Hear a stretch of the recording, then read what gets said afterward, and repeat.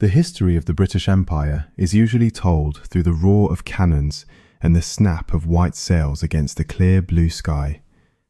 We are conditioned to look at the horizon, searching for the enemy fleet, counting the guns, and admiring the gold braid on the admiral's uniform. But tonight, we are not looking at the horizon. We are looking down.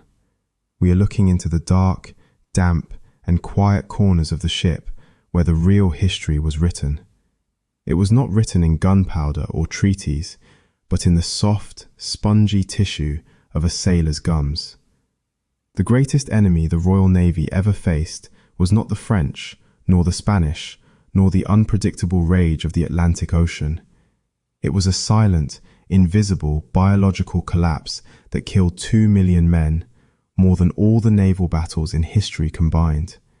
It was a slow, agonizing disintegration of the human body caused by the lack of a single, simple chemical. Tonight, we are going to walk through the logistics of survival. We will examine the bowels, the chemistry, and the tragic bureaucracy that stood between a sailor and his life. This is the story of how the most powerful navy on earth was saved by the juice of a lemon, and how easily they forgot the lesson. To understand why this fruit was so vital, you must first understand the world that required it. You need to step off the clean, sunlit pier and descend into the belly of a wooden man of war. The first thing that hits you is not the sight of the cramped quarters, but the smell. It is a physical wall of odor that has been fermenting for months, trapped behind thick oak planks.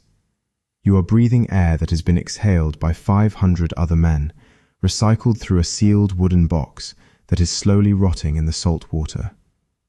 There is the smell of the ship itself, a pervasive cocktail of tar, hemp, and unseasoned oak. The wood is constantly damp, sweating out its own resin in the tropical heat, or growing slick with mold in the northern Atlantic. Then there is the bilge. Deep below your feet, in the lowest part of the hull, a pool of stagnant water sloshes back and forth with every roll of the ship. It is a toxic soup of dead rats, leaked waste, and seawater. The pumps run daily, but they can never get it all. It sits there, breathing its miasma up through the floorboards, permeating your clothes and your hair until you no longer notice it. Your personal space in this wooden cave is defined by 14 inches of width. That is the standard allowance for a hammock. You sleep in a solid block of humanity, swinging in rhythm with the swell, your shoulder pressed against the man next to you. When the hatch covers are battened down during a storm, the heat becomes unbearable. The lanterns burn low because there is not enough oxygen to keep them bright. You wake up gasping, your skin tacky with a layer of humidity that never dries. Nothing on board is ever truly dry. Your woolen jacket absorbs the moisture from the air until it weighs twice what it should, and your bedding feels perpetually like a wet dog. This environment is a closed biological loop. Bacteria thrive here. They live in the wood grain, in the water casks, and on your skin. But the most dangerous threat is not an infection you catch from someone else. It is the slow failure of your own internal chemistry. The human body is an engine that requires specific fuel to repair itself. On land, you take this for granted. You eat an apple, some greens, a piece of fresh meat. But here, the land is a memory. The only fuel available to you has been dead for years. It has been salted, dried, and hardened into something that resembles construction material more than food. The darkness plays a role too. Below decks, it is a perpetual twilight. You move stooped over to avoid the low beams, navigating by touch and smell. The timbers creak and groan, a constant reminder that only a few inches of wood separate you from the crushing pressure of the deep. In this damp, dark confinement, your body is already under siege. It is fighting the cold, the labor, and the toxic air. To keep going, it strips its own reserves. It looks for nutrients to rebuild the collagen that holds your cells together. And when it looks into your stomach, it finds nothing but salt. The transition from a healthy man to a broken invalid does not happen overnight. It is a slow erosion. It begins with the food you are forced to eat. The galley fire is the only source of warmth, but it is also a source of smoke that stings your eyes. The cook is not a chef. He is usually a man too injured to work the rigging, boiling massive cauldrons of water. Into this water goes the preservation technology of the 18th century. This is where the sensory nightmare truly begins. To survive the assault of the lower deck, your body needs strength. But the Admiralty has not packed fresh nutrients. They have packed salt and endurance. Let us look at what sits on your wooden plate. To understand the sailor's diet, you must leave the ship for a moment and travel to the sprawling brick complexes of the victualling yards at Deptford or Portsmouth. Here, the scale of the operation becomes clear. This was not a kitchen. It was a factory of flesh, designed to feed 100,000 men who might not touch land for years. The yards were a sensory assault of their own, filled with the lowing of thousands of oxen and the squealing of hogs awaiting their turn to be processed into the fuel of the empire. The goal here was not flavour, nor nutrition, nor even digestibility. The singular goal was stability. The meat had to be stopped in time, frozen in a state of suspended animation that could survive the tropical heat of the Caribbean and the freezing gales of the North Sea without rotting. The preservation process was a triumph of chemistry over biology and a disaster for the human palate. The beef was cut into 4-pound chunks, stripped of its bones and subjected to a violent rubbing with white salt. This was not a seasoning, it was an excavation of moisture. Men stood in lines, working the salt into the grain of the muscle until every drop of blood was drawn out. Then came the saltpeter. This chemical compound, potassium nitrate, was added to help the salt penetrate deeper, but it had a side effect that would define the sailor's life. It turned the meat a bright, unnatural pink, and it hardened the fibres until they achieved the density of oak. Once treated, the meat was packed into casks, layered with coarse bay salt, and flooded with a brine so strong that an egg could float on its surface. The cooper hammered the lid shut, and the meat began its long, dark slumber. It might sit in the yard for a year before it was even loaded onto a ship. It might sit in the ship's hold for another 2 years before it was opened. By the time a sailor laid eyes on his dinner, the animal it came from was a distant memory, long since dead and forgotten. When the barrel is finally pried open in the dim light of the provision room, the beef has transformed. It is no longer meat as you understand it. It is a dark, heavy block of matter known as mahogany. The name is not a metaphor. The saltpeter and the years of pressure have turned the beef into a substance so hard that it can be carved into little boxes or polished like a gemstone. It resists the knife. It resists the tooth. Sailors jokingly called it old horse, swearing they could find the horseshoes still embedded in the gristle. But the reality was often grimmer. It was simply muscle tissue that had been mineralized. Then there is the pork. If the beef is a brick, the pork is a slab of rancid grease. Cut into 2-pound pieces, the salt pork relies on fat for flavor, but fat does not age gracefully. In the heat of the hold, the fat turns yellow and begins to oxidize, taking on a rusty, metallic tang. It is slippery, slimy, and overwhelmingly salty. While the beef dries out, the pork seems to weep its own oil, creating a slick coating that clings to the tongue and the throat.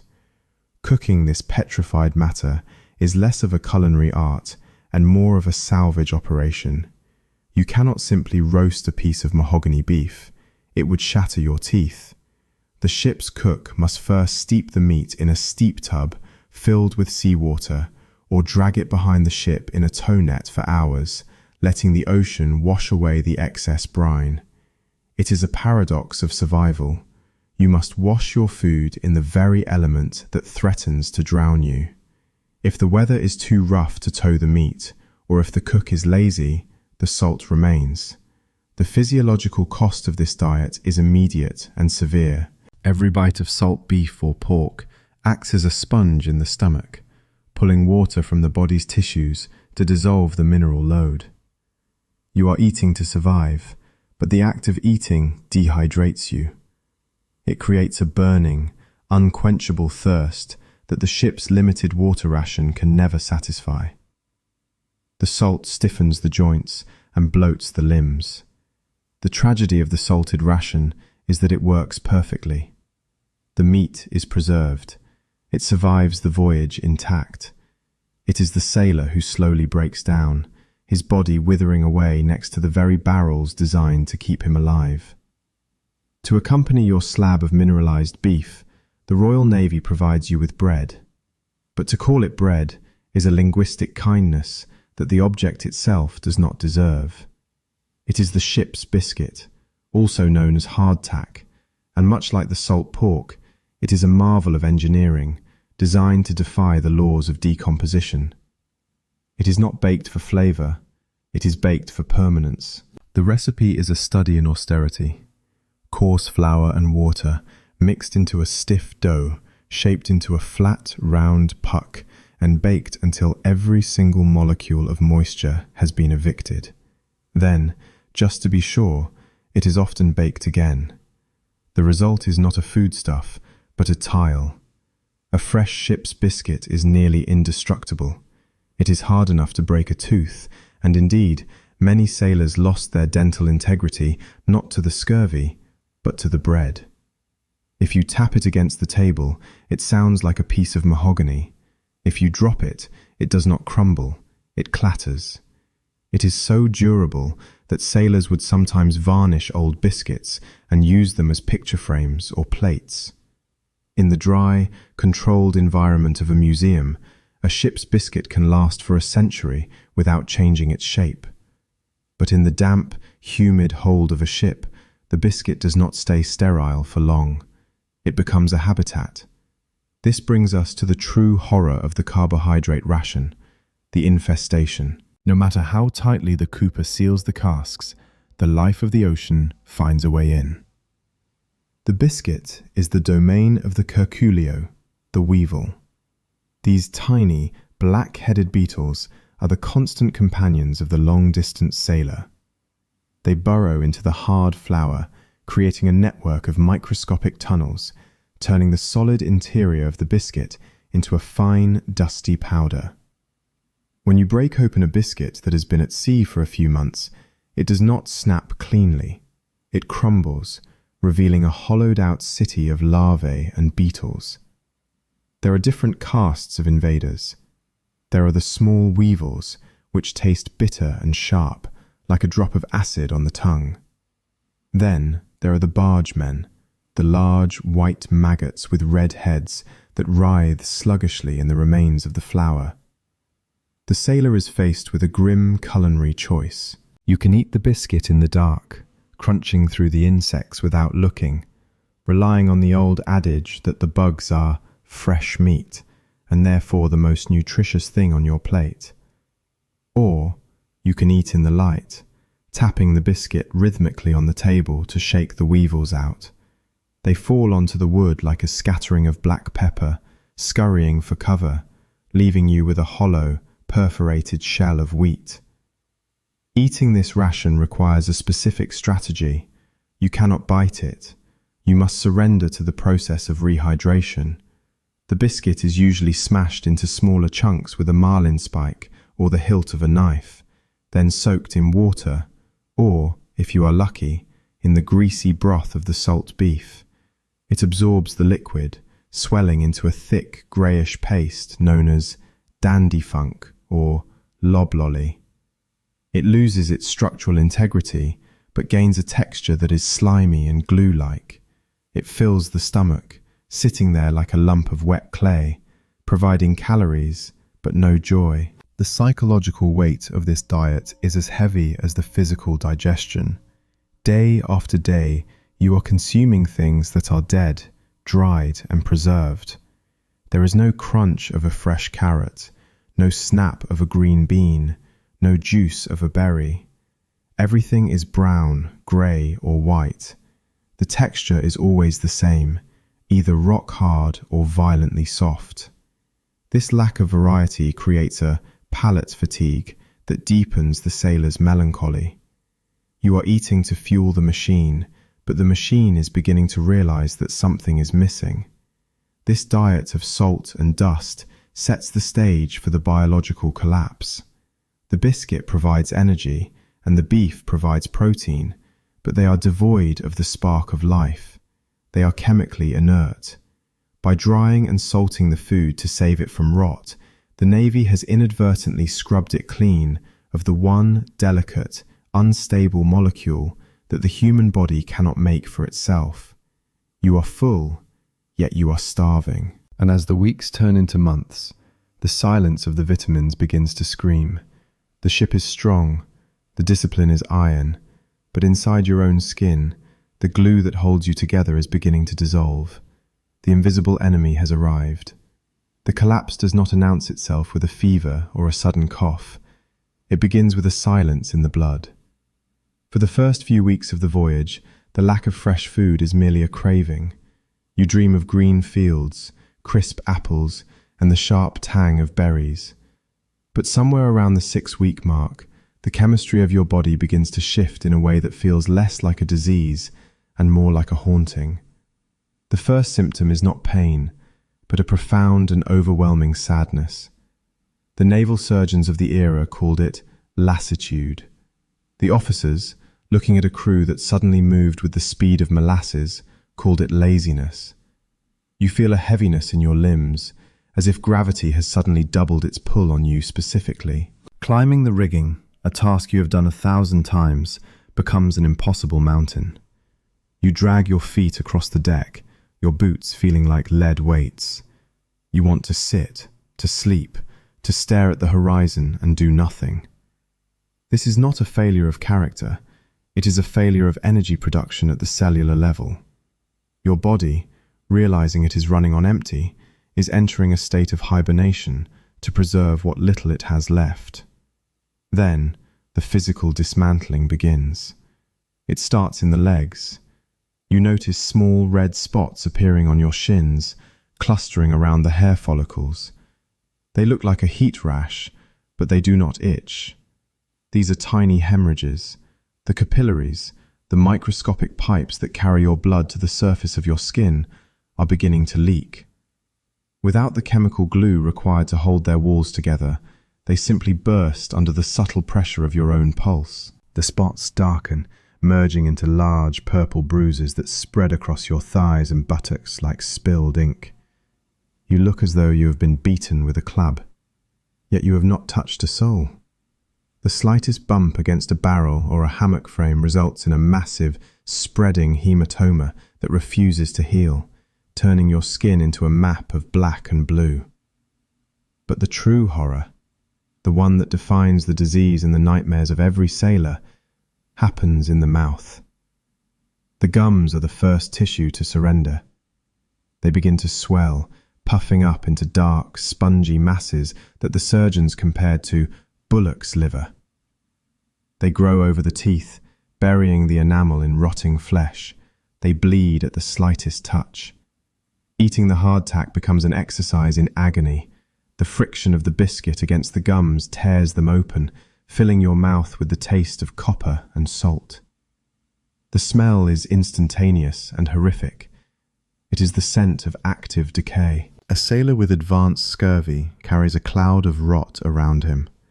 His breath smells of death because the tissue inside his mouth is literally dying while he is still using it to speak.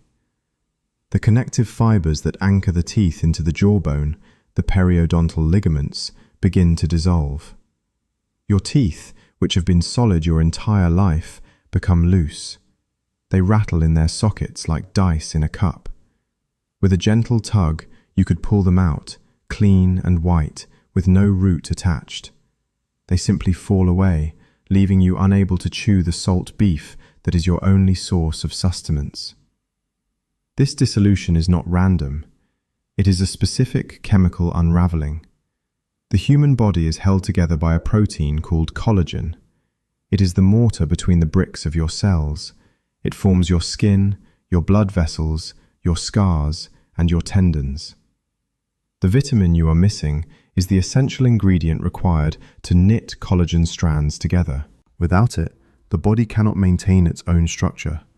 It cannot repair daily wear and tear, and terrifyingly, it cannot maintain the repairs of the past. This is the most haunting symptom of the biological collapse, the return of old ghosts. If you had a bone broken 20 years ago and it healed perfectly, the scurvy will find it. As the collagen dissolves, the callus of bone that knits the fracture together softens and disappears. The leg breaks again in the exact same spot, without any new trauma. A wound from a sword slash received in a battle a decade ago, which has been a pale white scar for years, suddenly turns red. It opens up. It begins to bleed as if the sword struck you this very morning. The body is literally traveling backward in time, undoing its own history. It is unmaking itself. You are not just dying, you are disintegrating. The structural integrity of your being is failing, turning you into a fluid, leaking vessel that can no longer hold itself against the world. While the body is busy unknitting its own scars and loosening its teeth, the mind is undergoing a parallel disintegration. This is the aspect of scurvy that is often lost in the gruesome physical descriptions. Yet for the sailor trapped in the dark hold of a man of war, it was perhaps the most terrifying symptom of all. The disease does not just attack the collagen, it attacks the will. It descends upon the crew as a heavy, suffocating blanket of melancholy that the naval surgeons of the 18th century struggled to categorize. They called it the vapors, the sullens, or simply skulking. But it was a profound chemical depression that altered the personality of the entire ship. The Admiralty relied on the fighting spirit of the British sailor. They believed that courage was a matter of character, a moral fibre that could be stiffened with discipline, religion, and rum. But courage, as it turns out, is also a chemical equation. To feel aggression, to feel alertness, to feel the drive to climb a mast in a gale, the human brain requires specific neurotransmitters. It needs epinephrine and norepinephrine to facilitate the fight or flight response. The synthesis of these chemicals requires an enzyme, and that enzyme requires vitamin C as a cofactor. When the vitamin levels in the blood drop to near zero, the production line of the brain shuts down. The chemistry of bravery simply evaporates. The result is a ship manned by ghosts. Men who were once loud, boisterous, and quick to laugh become silent and withdrawn. They sit in the corners of the mess deck, staring at their hands for hours, unable to summon the energy to speak. It is a lethargy so profound that it mimics paralysis. A sailor might see a rope coming loose, know that it needs to be tied, and yet find himself physically unable to care enough to stand up and fix it. This was often interpreted by the officers as mutinous laziness. The boatswain would come through with a rattan cane, striking men who were not refusing to work, but who were chemically incapable of caring about the consequences of not working. This cognitive collapse often manifested in a specific, fatal obsession known in the medical logs as nostalgia. Today, we use this word to describe a gentle, bittersweet longing for the past. In the 18th century, nostalgia was a diagnosis of death. It was a mania. As the brain starved for nutrients, it began to hallucinate the one thing it needed most: the land. Sailors would stand at the rail, staring at the grey, heaving Atlantic, and weep uncontrollably because they could smell the scent of cut grass. They would tell their messmates that they could hear the church bells of their village or the sound of sheep in a meadow. This was not poetry, it was a sensory short circuit. The craving for fresh food became so intense that it overwrote reality. There are accounts of men who died of pure sadness, convinced that if they could just touch the earth, they would be healed. And, in a cruel twist of biology, they were right. The earth held the roots and the greens that would have saved them. But stuck in the wooden world of the ship, this fixation became a psychological torture.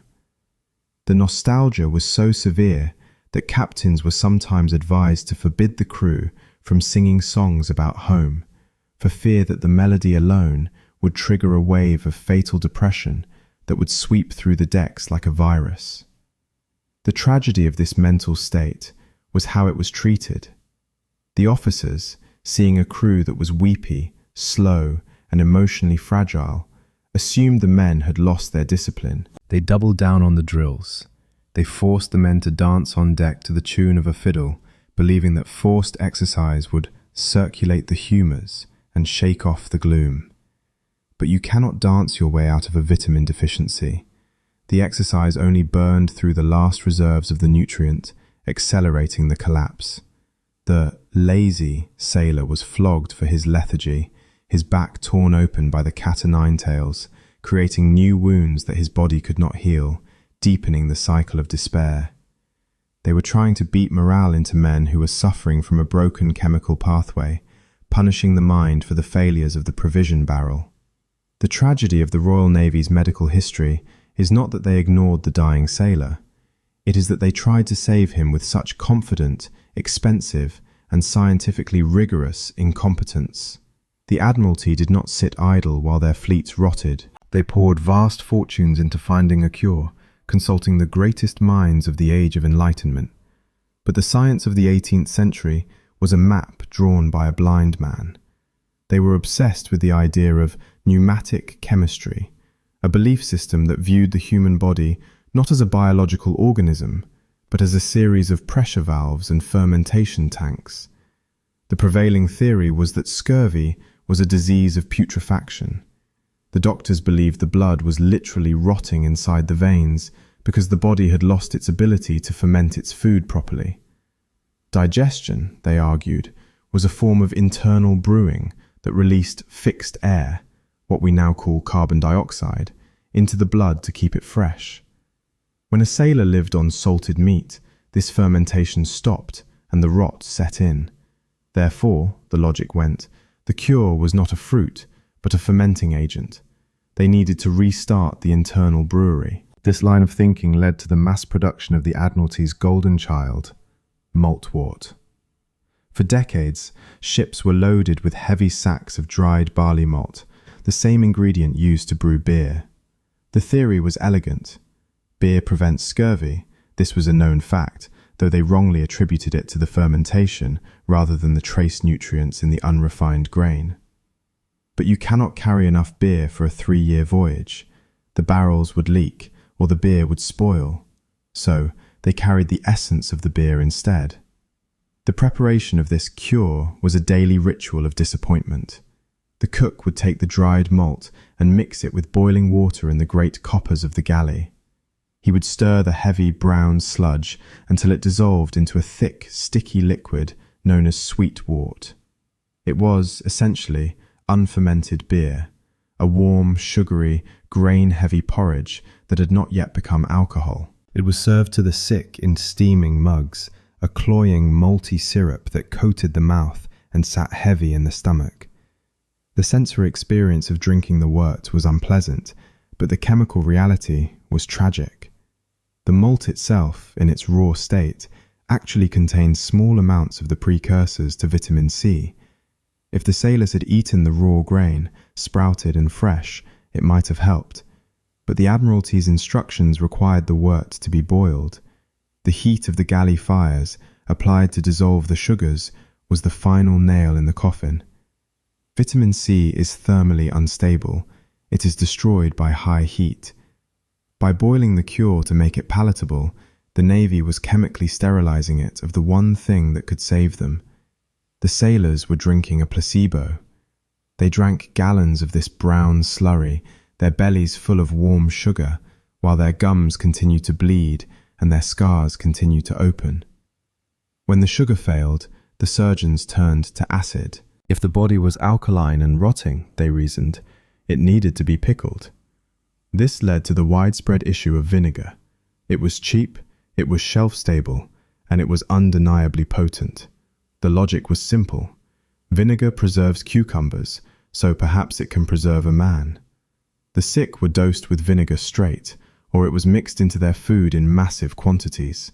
Imagine the sensation of a mouth filled with open sores, where the gums have receded to expose the raw nerves of the tooth roots.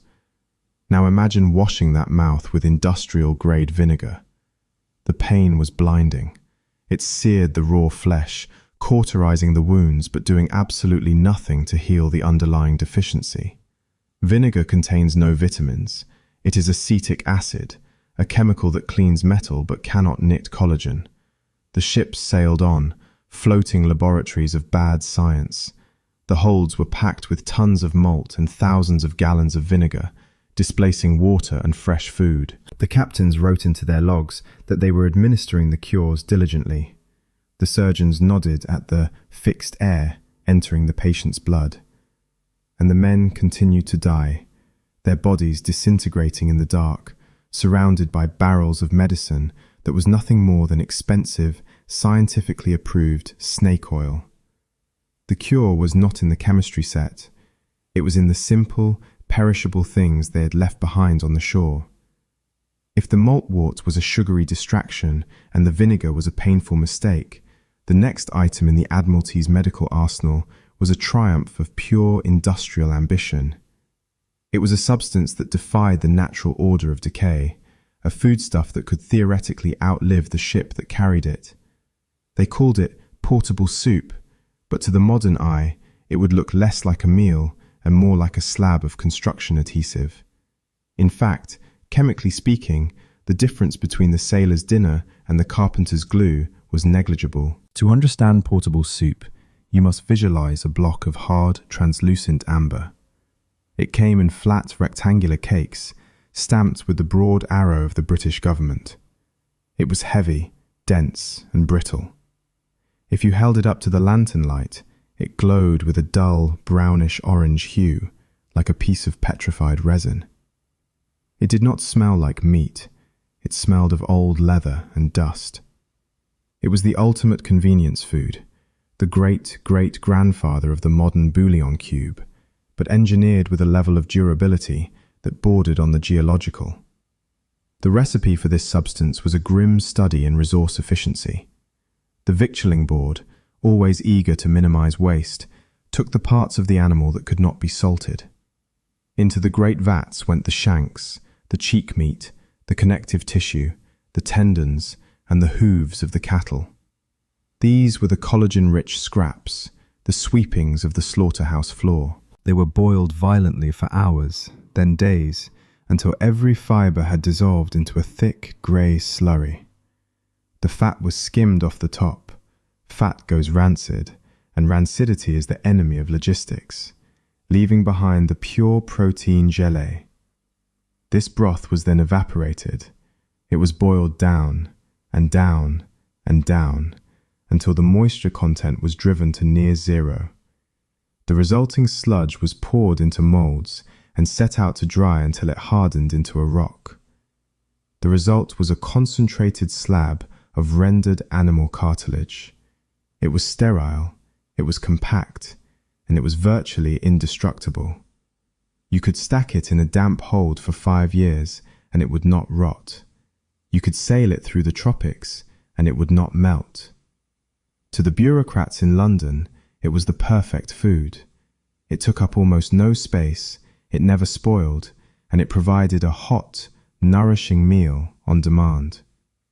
On board the ship, the preparation of the soup was a ritual of reconstitution. The cook would take a hammer and shatter a slab of the portable soup, tossing the shards into a cauldron of boiling water. Slowly, reluctantly, the amber blocks would dissolve. They would melt back into a brown, gelatinous liquid, thickening the water into a sticky broth.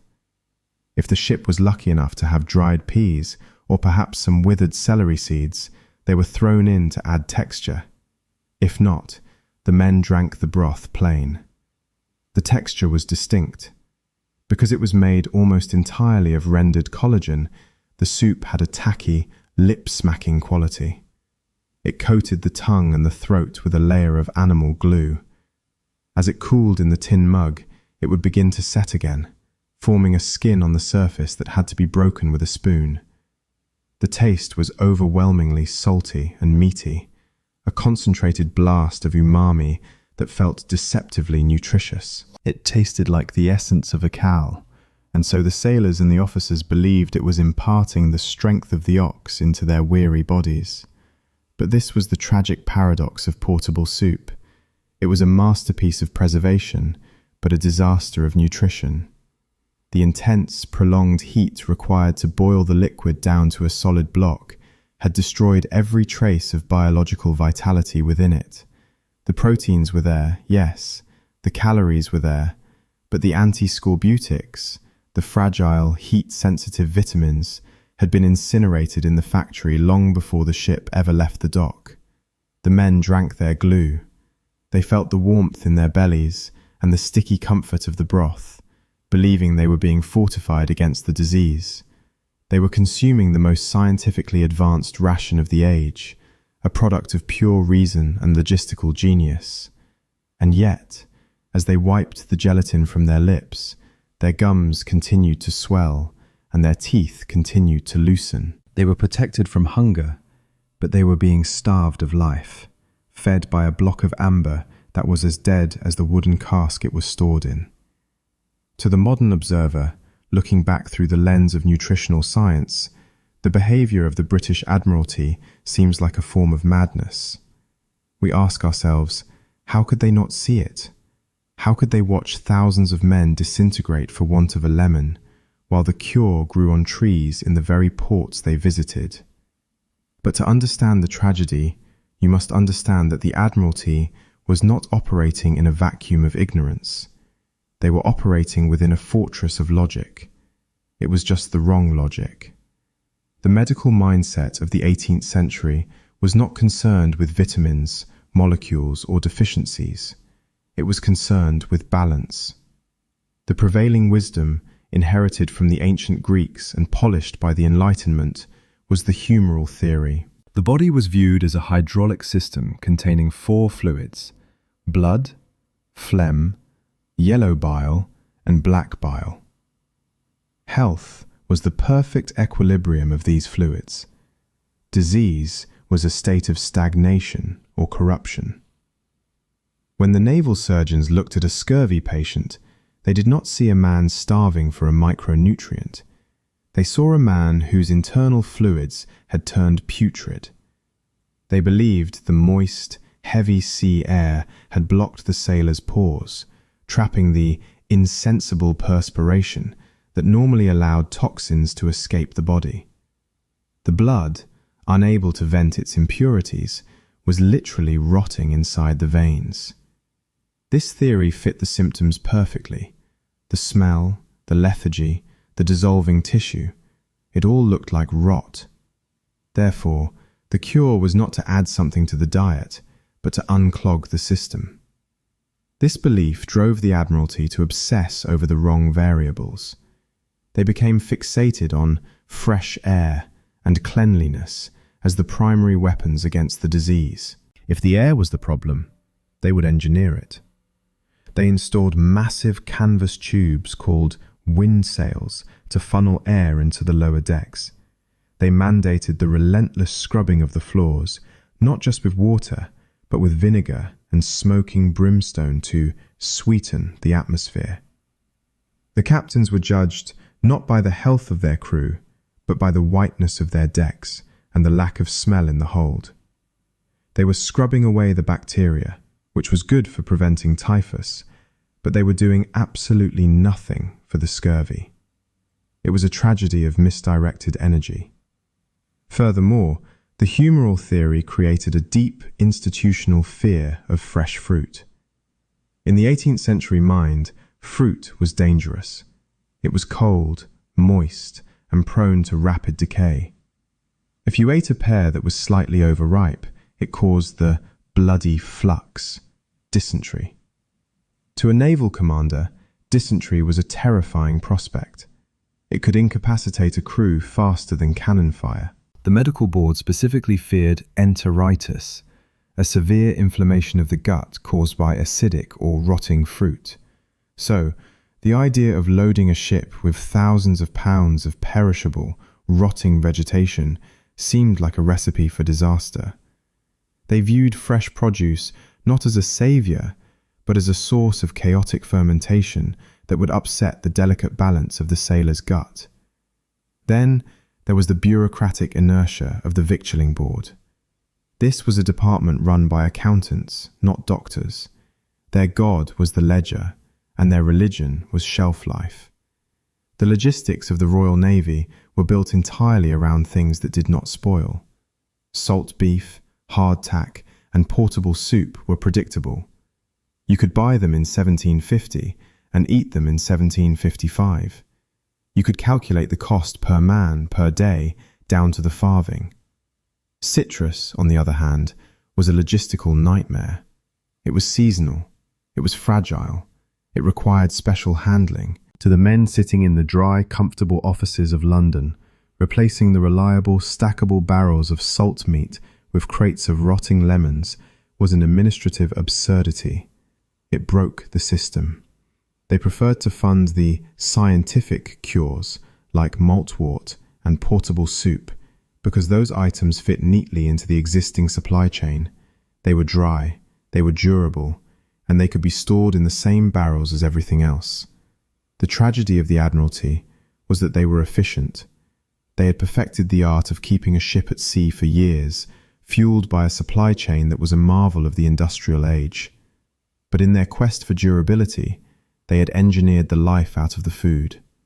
They had built a system that was perfectly balanced on the ledger, but fatal to the biology of the men who served it. The machine was working exactly as designed.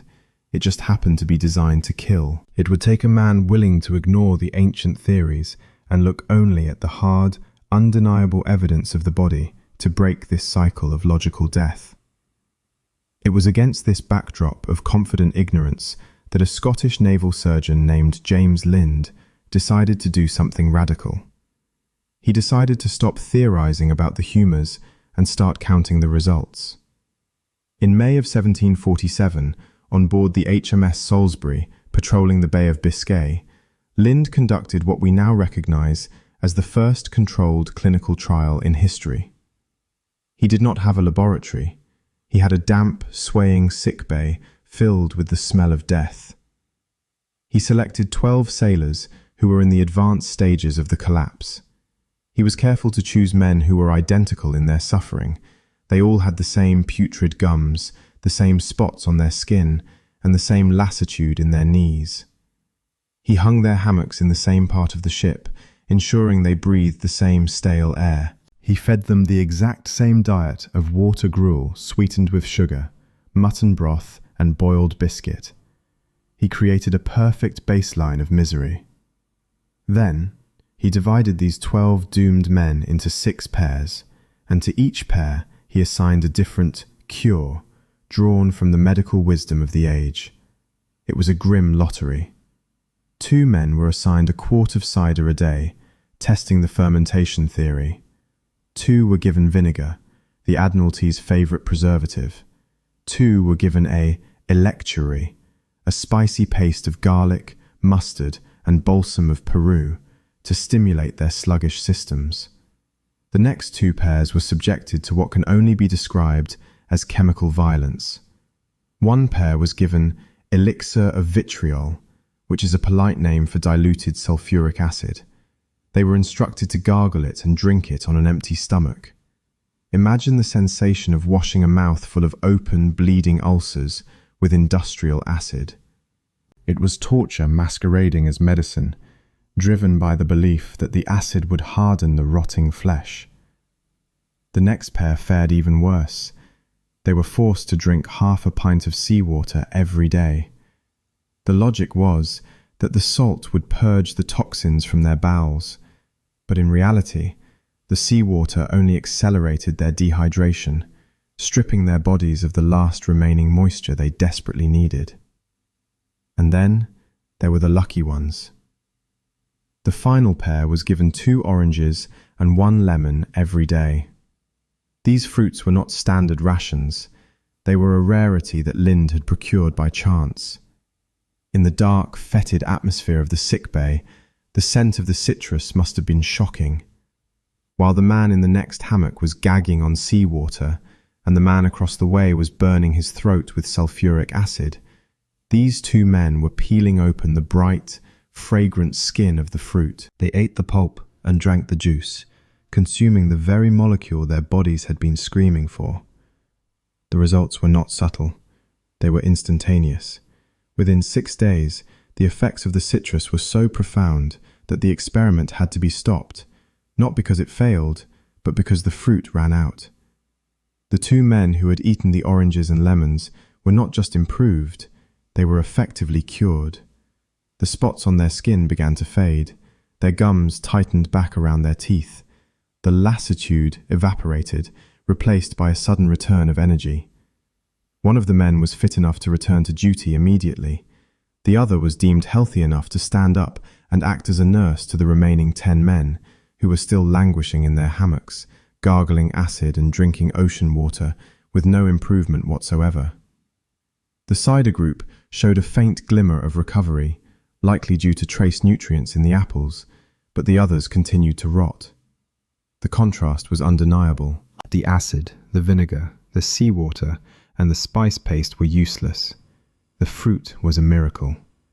Lind had proven, with mathematical certainty, that the cure for the Navy's greatest killer was simple, edible, and fast. He held the key to saving millions of lives in his hand. But in a tragedy that rivals the disease itself, the discovery on the Salisbury did not change the world. It was filed away in a report, buried under the weight of tradition, cost, and the stubborn belief that a disease so terrible could not possibly be cured by something so simple. The cure was found, and then, just as quickly, it was lost again in the fog of bureaucracy. James Lind had handed the Admiralty the keys to survival, but there was a logistical catch. A fresh lemon is a living thing. It breathes, it ripens, and eventually, it rots. You cannot simply load 50,000 lemons into the damp, mouldy hold of a warship and expect them to survive a 2-year voyage to the East Indies. Within weeks, the fruit would be covered in blue fuzz, collapsing into a putrid mush that would be just as dangerous as the salt beef. The Navy needed a way to freeze the lemon in time. They needed to take the essence of the fruit and make it as durable as a cannonball. To solve this problem, the medical establishment turned to a preservation technique that was standard in every apothecary and kitchen in Europe. It was called a rob. The concept was simple and, to the 18th century mind, entirely logical. If water is the agent of decay, then removing the water should preserve the essence. You take the juice of a fruit, put it in a large copper kettle, and boil it. You boil it until the water evaporates, leaving behind a thick, concentrated syrup that can be poured into stoneware jars, corked, and kept on a shelf for decades. It works for strawberries. It works for quinces. Why would it not work for lemons? The preparation of the rob was a sensory event. Imagine standing in the galley of a naval hospital, surrounded by the sharp, stinging scent of thousands of squeezed lemons. The juice is poured into the great copper pans, a bright, pale yellow liquid that smells of sunshine and life. Then, the fire is lit. As the liquid heats up, it begins to bubble. The steam rises, carrying with it the delicate, volatile oils of the peel. The room fills with a heavy, cloying citrus fog. But as the hours pass, the liquid changes. The sugar in the juice begins to caramelize. The bright yellow darkens, turning first to a deep orange, then to a muddy brown, and finally to a near black, tar-like consistency. The fresh, zesty aroma is replaced by a cooked, heavy smell, like burnt marmalade. The cook stirs the thickening sludge, watching for the moment when it coats the back of the spoon. When it is done, the rob of lemons is a dense, sticky goo. It is intensely sour, so sour that it makes the jaw ache just to smell it. It is poured into jars, sealed with wax, and stamped with the seal of the victualling board. It is a triumph of preservation. It will never rot. But in the process of saving the juice, they had murdered the cure. The tragedy of the rob lies in the specific, invisible chemistry of vitamin C. Ascorbic acid is a fragile, temperamental molecule. It is the chemical equivalent of a soap bubble. It breaks down when exposed to light. It degrades when exposed to copper. But its greatest enemy is heat. When you boil lemon juice to make a syrup, you are conducting a thermal execution. You are systematically destroying the very thing you are trying to save. The chemists of the time did not know this. They were operating on the assumption that the virtue of the lemon lay in its acidity. They tasted the rob, and it was violently sour. It still had the citric acid, which is heat stable. Therefore, they reasoned, the medicine was still there. They confused the flavor of the fruit with the function of the fruit. They believed that if it tasted like a lemon, it would cure like a lemon.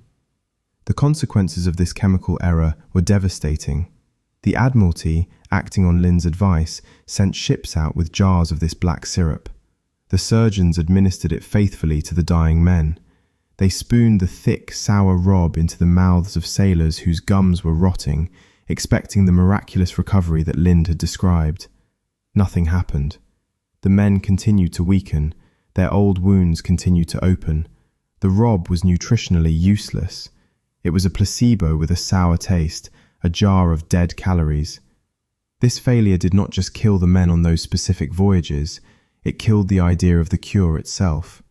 The Admiralty looked at the reports and drew the only logical conclusion their science allowed. Lind was wrong. They had tried the lemons and they had failed. They did not understand that they had processed the cure into oblivion.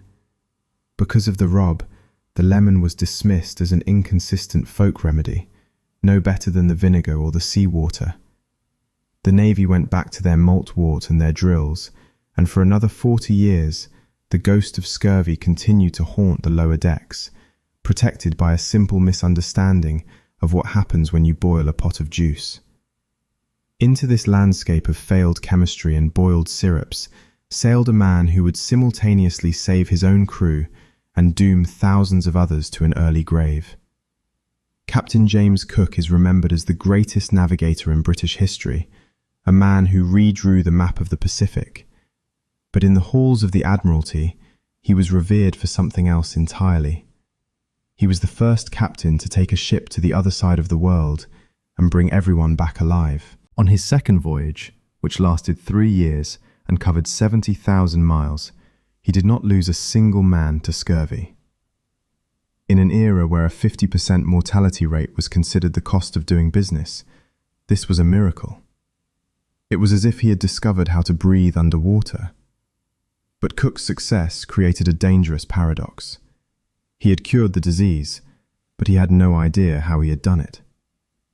Cook was a man of immense practical discipline, not a scientist. He viewed the health of his ship as a matter of moral and physical hygiene. If scurvy was a disease of rot and laziness, as the medical establishment claimed, then he would scrub it out of existence. He ran the cleanest ships in the Navy. He was obsessive. He forced his men to bathe in cold seawater. He made them scrub the decks with vinegar. He lit fires in the hold to smoke out the dampness, creating a dry, sterile environment that was unheard of in the 18th century. And then there was his approach to diet. Cook did not trust any single cure, so he used them all. He employed what we might call a shotgun approach to nutrition. He forced his men to drink the malt wort. He forced them to eat the portable soup. He carried thousands of pounds of sauerkraut, fermented cabbage, which he bullied the crew into eating by having the officers eat it first, knowing that the sailors would eventually crave anything that seemed like a privilege. Crucially, whenever the ship touched land, Cook was relentless in gathering fresh food. He sent foraging parties ashore to gather wild celery, scurvy grass, and any green thing that looked vaguely edible. He bought fresh meat and fruit whenever he could. The result was a crew that remained healthy. But because he was feeding them everything at once, the wort, the soup, the sauerkraut, and the fresh greens, he could not isolate the variable that was actually working. He was curing them with the fresh forage and the raw sauerkraut, which does contain vitamin C if not boiled to death. But he was attributing the success to the Admiralty's official rations. When Cook returned to England, he was hailed as a hero. The Royal Society awarded him the Copley Medal, their highest honour, not for his discoveries of new lands, but for his paper on the prevention of scurvy. In this paper, Cook praised the regime of cleanliness, he praised the fresh air, and, most tragically, he praised the malt wort. He wrote that the sweet, sticky grain porridge was one of the best anti-scorbutic sea medicines yet found out. The weight of his words was immense. If James Cook, the man who had conquered the Pacific without losing a sailor, said that malt wort worked, then malt wort worked. The debate was over. The Admiralty looked at his report and felt vindicated. They had been right all along. The cure wasn't the expensive, difficult-to-store lemon. It was the cheap, shelf-stable malt and a bit of discipline. Cook's success effectively buried James Linn's lemon theory for another 2 decades. It is a bitter irony. Cook was a genius of logistics and leadership. He saved his own men through a combination of intuition and brute force. But by failing to identify the specific chemical agent of his success, he accidentally validated the very pseudo-science that was killing everyone else. He proved that scurvy could be beaten, but his explanation for how gave the Admiralty the excuse they needed to ignore the lemon. For the next generation of sailors, Cook's legacy was not just a map of the Pacific. It was a barrel of useless malt and a death sentence wrapped in the guise of hygiene. The greatest explorer of his age had led the medical establishment into a dead end, and it would take the pressures of a massive war to force them to turn around. It took a war to break the spell of the malt wort. Peace allows for debate, but war demands survival. By the 1790s, Britain was locked in a titanic struggle with revolutionary France. This was not a skirmish, it was a total war for control of the oceans. The Admiralty faced a terrifying mathematical reality. They needed to keep their fleets stationed off the coast of France, blocking the ports of Brest and Toulon, month after month, year after year. They needed a blockade that never blinked. But under the old regime of salt beef and vinegar, a ship could only stay at sea for perhaps 10 weeks before the crew began to dissolve. You cannot blockade a continent if your sailors are falling apart. Enter Dr. Gilbert Blaine. Blaine was not a rugged explorer like Cook, nor a shipboard empiricist like Lind. He was a man of influence, a commissioner of the Sick and Hurt Board, and crucially, he was a man who read the archives. He looked at the dusty reports from Lind's experiments on the Salisbury. He looked at the tragic failure of the malt wort. And he looked at the fresh data coming from the few captains who had ignored the rules and bought lemons with their own money. Blaine realized that the answer had been sitting in the filing cabinet for 40 years. He used his political weight to force the hand of the Admiralty. He did not ask for a debate on the humoral theory. He simply pointed to the fact that ships with lemons fought and ships without them died. In 1795, the order was finally given. It was a quiet instruction that changed the course of history more than any declaration of war. The Admiralty mandated that a daily ration of lemon juice, specifically lemon, not the boiled rob, but the fresh, preserved juice, was to be issued to every sailor after 6 weeks at sea. It was no longer a medicine reserved for the dying in the sick bay. It was a fuel, as essential as the biscuit and the powder. The ration was set at 1 fluid ounce of juice per man per day, mixed with sugar to make it palatable. It was a simple chemical adjustment to the daily routine, a few spoonfuls of acid and sugar, but its effect was nuclear. Almost overnight, the scourge that had crippled the Royal Navy for 2 centuries vanished. The hospital ships, which usually trailed the fleet to collect the hundreds of invalids, found themselves empty. The tactical advantage this gave Britain is impossible to overstate. While the French crews were forced to return to port every few months to recover from scurvy, eating fresh vegetables and losing precious strategic time, the British ships simply stayed. They sat on the horizon, relentless and immovable. They weathered the storms of the Bay of Biscay without rotating their crews. Napoleon could not get his ships out of harbour because the British sailors refused to get sick. The lemon juice had turned the Royal Navy into a machine of perpetual motion. But solving the medical problem created a logistical nightmare of unprecedented scale. It is one thing to buy a basket of fruit for a sick friend. It is quite another to supply 50,000 men with a daily ounce of juice forever. The demand was instantaneous and massive. The Admiralty suddenly needed millions of gallons of liquid gold. They could not grow lemons in the cold, damp climate of England. They needed a source that was industrial in scale, reliable in output, and accessible by sea.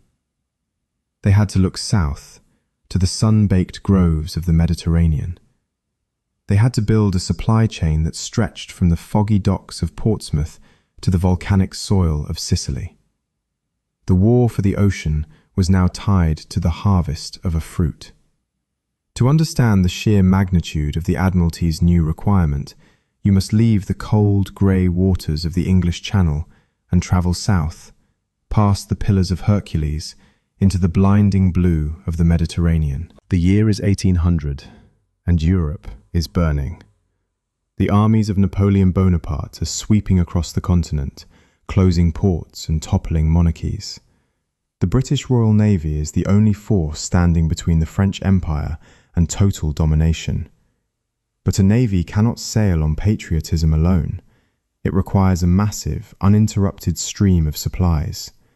And now, in addition to the powder, the shot and the beef, the fleet requires acid. The strategic focal point of this new logistical reality was the island of Sicily. Sitting at the crossroads of the Mediterranean, Sicily was a kingdom under siege, terrified of a French invasion and desperate for the protection of the British fleet. In exchange for this shield of oak and iron, the island opened its ports to the Royal Navy.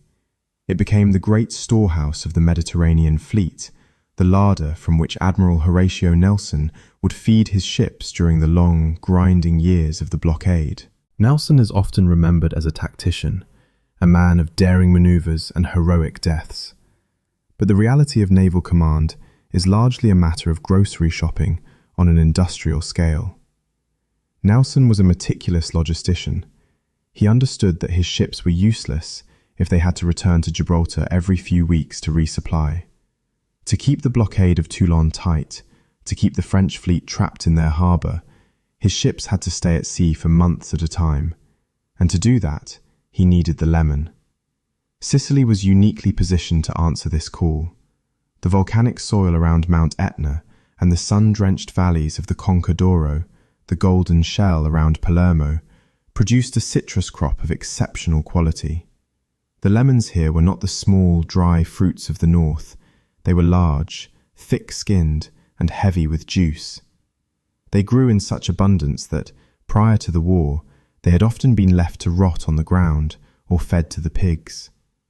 But suddenly, the arrival of the British fleet turned this agricultural surplus into a strategic asset more valuable than gold. The scale of the procurement was staggering. In the lead up to the Battle of Trafalgar, the scale of procurement was staggering. Nelson had already established a massive logistical precedent by ordering 200 barrels, nearly 30,000 gallons, of Marsala wine to keep his officers happy. Now, he applied that same industrial demand to the lemon. The fleet required a continuous river of acid. This was not a simple matter of buying fruit at a market stall. This was the militarization of an entire agricultural sector. The British demands transformed the quiet orchards of Sicily into a vast, decentralized factory dedicated to the production of anti-scorbutics. British agents and victualling commissioners set up shop in the ports of Messina and Syracuse. They carried chests of silver coin and authority from the crown to buy every lemon that could be squeezed. They negotiated contracts with the local nobility and the orchard owners, securing the entire harvest months before the fruit was even ripe. The economy of the islands began to warp around the needs of the fleet. The lemon, once a humble ingredient for cooking or a garnish for fish, became the currency of the alliance. This trade was facilitated by a growing network of British merchants who had already established themselves on the island. Men like John Woodhouse had been in Sicily for decades, shipping the local fortified wine, Marsala, back to England. They understood the local language, the local weights and measures, and crucially, the local corruption. They became the middlemen in this grand exchange, ensuring that the juice flowed from the presses of the peasantry into the casks of the king's ships. The relationship was symbiotic. The British fleet protected the Sicilian coast from the French invasion barges that loomed on the horizon. In return, the Sicilian soil produced the chemical fuel that allowed that fleet to exist. It was a golden circle of logistics. The island became a vast, fragrant reservoir for the Royal Navy, a place where the grim machinery of war was sustained by the bright, acidic blood of the fruit. As the orders came down from Nelson's flagship, the demand rippled out from the busy, noisy docks of Palermo, moving inland along the dusty cart tracks, up into the silent hills where the trees were heavy with the harvest. The war for the ocean was about to be fought in the quiet groves of the lemon farmers. To understand the physical reality of this supply chain, you must turn your back on the sea. You must leave the chaotic, salt spray atmosphere of the harbour with its shouting stevedores and tar-stained ropes and travel inland. You move up the dusty, winding tracks into the hills surrounding Palermo and Messina, into the heat of the Conca d'Oro, the golden shell. Here, the air changes. The sharp tang of the ocean is replaced by a scent so heavy and sweet it feels almost solid. It is the smell of zagara, the white blossom of the lemon tree, mixing with the volatile oils of the ripening fruit baking in the Mediterranean sun. It is a sensory environment of aggressive vitality, a stark contrast to the grey, sterile dampness of the English Channel, where the juice will eventually be consumed. The trees themselves are not the manicured, polite ornaments you might see in a conservatory. These are working trees, gnarled and ancient, their roots gripping deep into the dark, volcanic soil that sits in the shadow of Mount Etna. This soil is the secret engine of the operation. Rich in minerals and ash, it forces the trees to produce fruit of exceptional density and acidity. The lemons here are large, their skins thick and pebbled, filled with the essential oils that protect the juice inside. They hang heavy on the branches, bright yellow lanterns amidst the dark, glossy green foliage. But the tree defends its treasure. The branches are armed with sharp, stiff thorns that can tear a shirt or scratch a hand with ease. The harvest is a manual art, performed by labourers who move with a practiced, rhythmic silence. There is no machinery here, only the sound of insects and the snip of iron shears. The pickers know that the lemon is a deceptive fruit. It looks robust with its thick rind, but it is biologically fragile. It is a pressurized vessel of juice, and its skin is a living barrier against the rot. If that barrier is compromised, even slightly, the fruit is doomed. A scratch from a thorn, a bruise from a fall, or a fingernail puncture is a death sentence. The blue mold, Penicillium italicum, is always waiting in the air, looking for an entry point. Once it takes hold, it turns the fruit into a soft, collapsing mush within days. And worse, the rot spreads by touch, moving from one lemon to the next like a plague. Therefore, the picker does not simply pull the fruit from the branch. To pull is to risk tearing the peel around the stem, creating an open wound. Instead, they use small, sharp clippers. They hold the fruit gently in the cup of one hand and snip the stem with the other. But the cut must be precise. It must be flush with the curve of the fruit. If a small nub of the stem is left protruding, it becomes a weapon. When the lemon is placed in the basket, that hard, woody stem will act like a spear point, puncturing the skin of the lemon resting against it. A single lazy cut can destroy an entire crate of fruit before it even reaches the warehouse. The lemons are placed, never thrown, into baskets lined with straw or cloth to cushion the impact.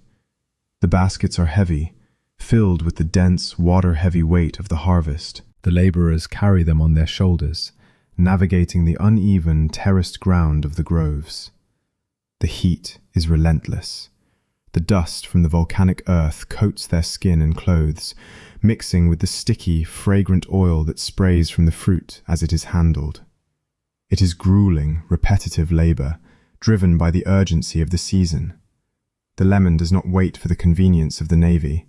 When it is ripe, it must be taken. From the tree, the fruit begins its journey down the mountain. The baskets are emptied into crates, which are loaded onto mule carts or wagons. The procession winds its way down the dusty roads toward the coast, a slow-moving river of yellow fruit flowing toward the sea. The cart drivers cover the cargo with canvas to protect it from the scorching sun, for heat is the enemy of the acid. They are racing against the biology of the fruit, trying to get it to the processing sheds before the heat begins to soften the rind and degrade the precious chemistry inside. They are hauling the raw material of survival, moving tons of vitamin C from the silence of the grove to the industrial noise of the extraction floor. The carts arrive at the warehouses near the harbour, dumping their cargo onto the cool stone floors of the processing sheds. If the grove was a place of quiet, rhythmic labour, the warehouse is a factory of sensory violence. The moment you step across the threshold, the smell hits you. It is not the pleasant, refreshing scent of a sliced lemon that you might know from your kitchen. It is a dense, suffocating fog of citric acid and volatilized essential oils. The air is so thick with the spray of the zest that it tastes metallic on the tongue. It stings the eyes and clears the sinuses with a sharpness that borders on pain. This is the atmosphere of industrial extraction, where the delicate fruit is about to be brutally reduced to its chemical essence. The work begins with the knife. Rows of labourers, often women and children, sit on low stools surrounded by mountains of yellow fruit.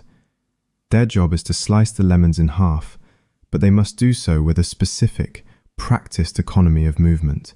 A slash, a twist, and the two halves are tossed into the basket for the press. It sounds simple, but repeat this motion 10,000 times a day, and it becomes a grueling endurance test.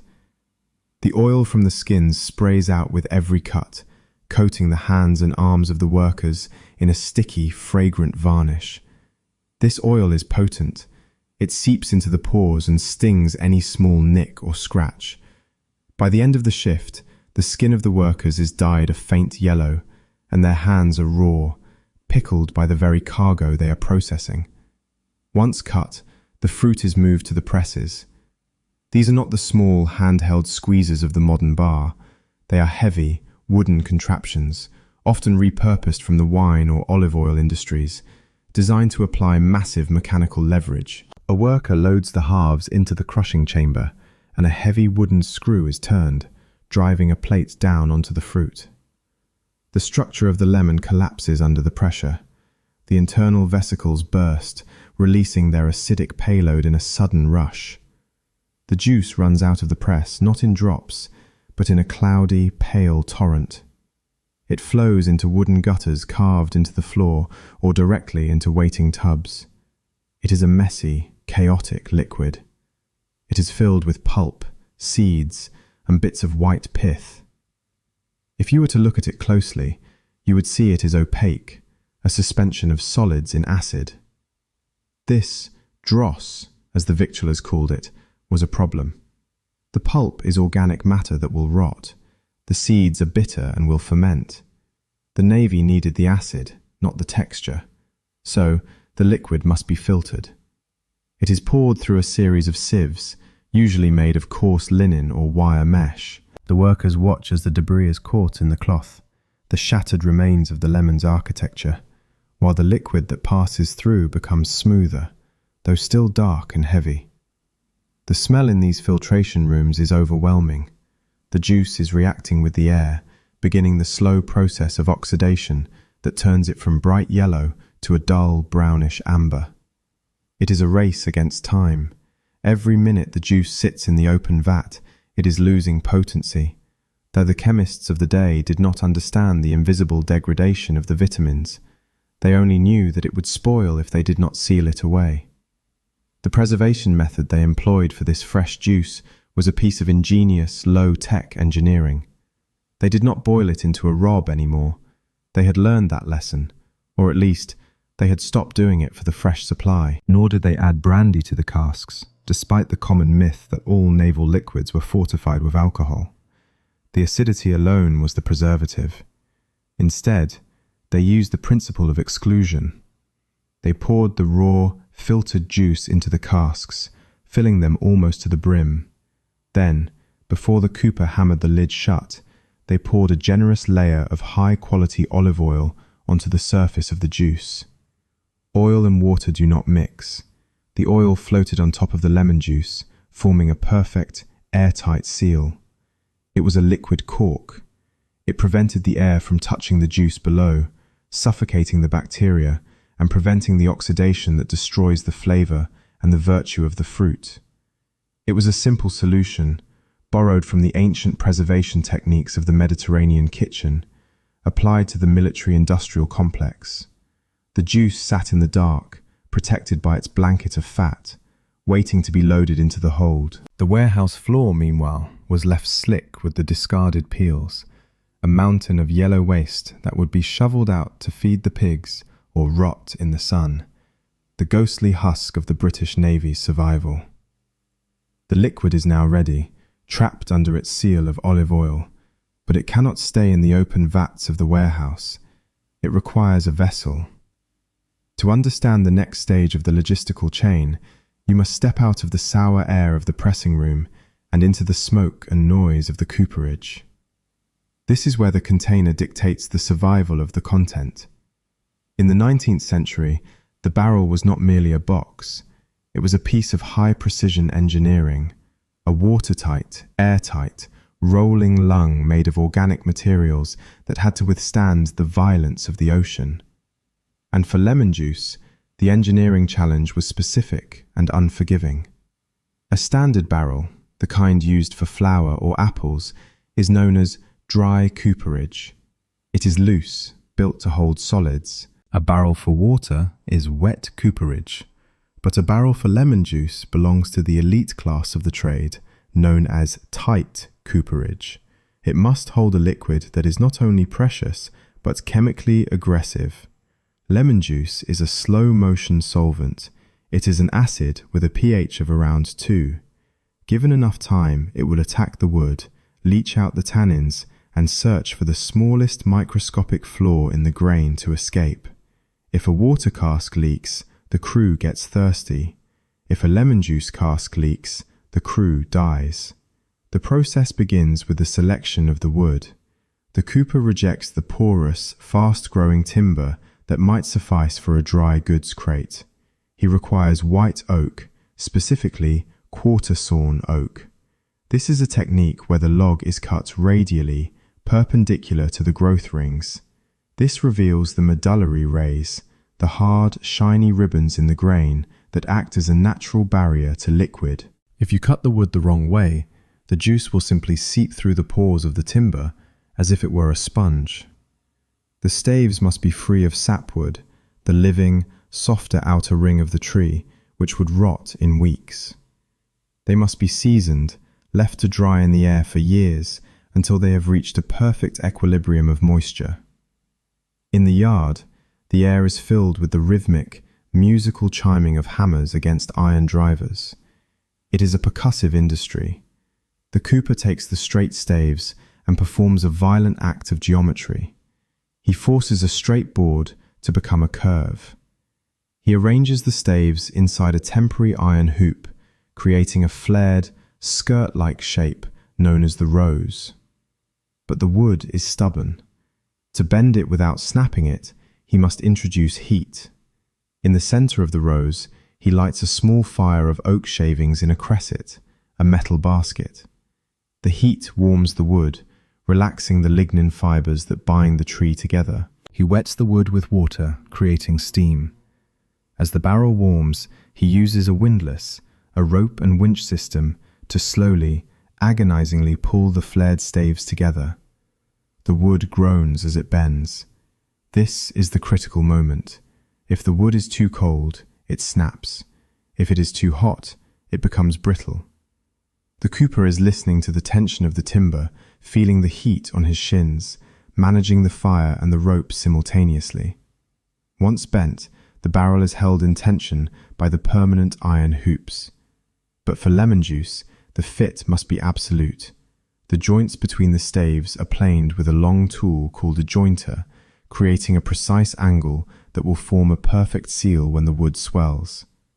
Unlike a wine barrel, which might be charred on the inside to impart flavor, the lemon juice cask is left relatively neutral. The goal is preservation, not aging. The final danger is the interaction between the acid and the iron hoops. If the juice leaks, even a few drops, it will react with the metal bands that hold the ship together. The acid eats the iron, creating rust, which weakens the hoop. If a hoop snaps at sea, the barrel explodes, and 50 gallons of the cure are lost to the bilge. Therefore, the cooperage for these casks is the finest work in the Navy, a testament to the fact that the vessel is just as important as the medicine it holds. The cask is now finished. It is a sealed oak lung, bound in iron, filled with the acidic blood of the Sicilian harvest. But a single barrel sitting on a dock is merely a container. To become a strategic asset, it must be integrated into the wooden belly of the warship. This process, the loading of the hold, is a feat of logistical violence that turns the ship from a floating shell into a heavy, groaning warehouse of survival.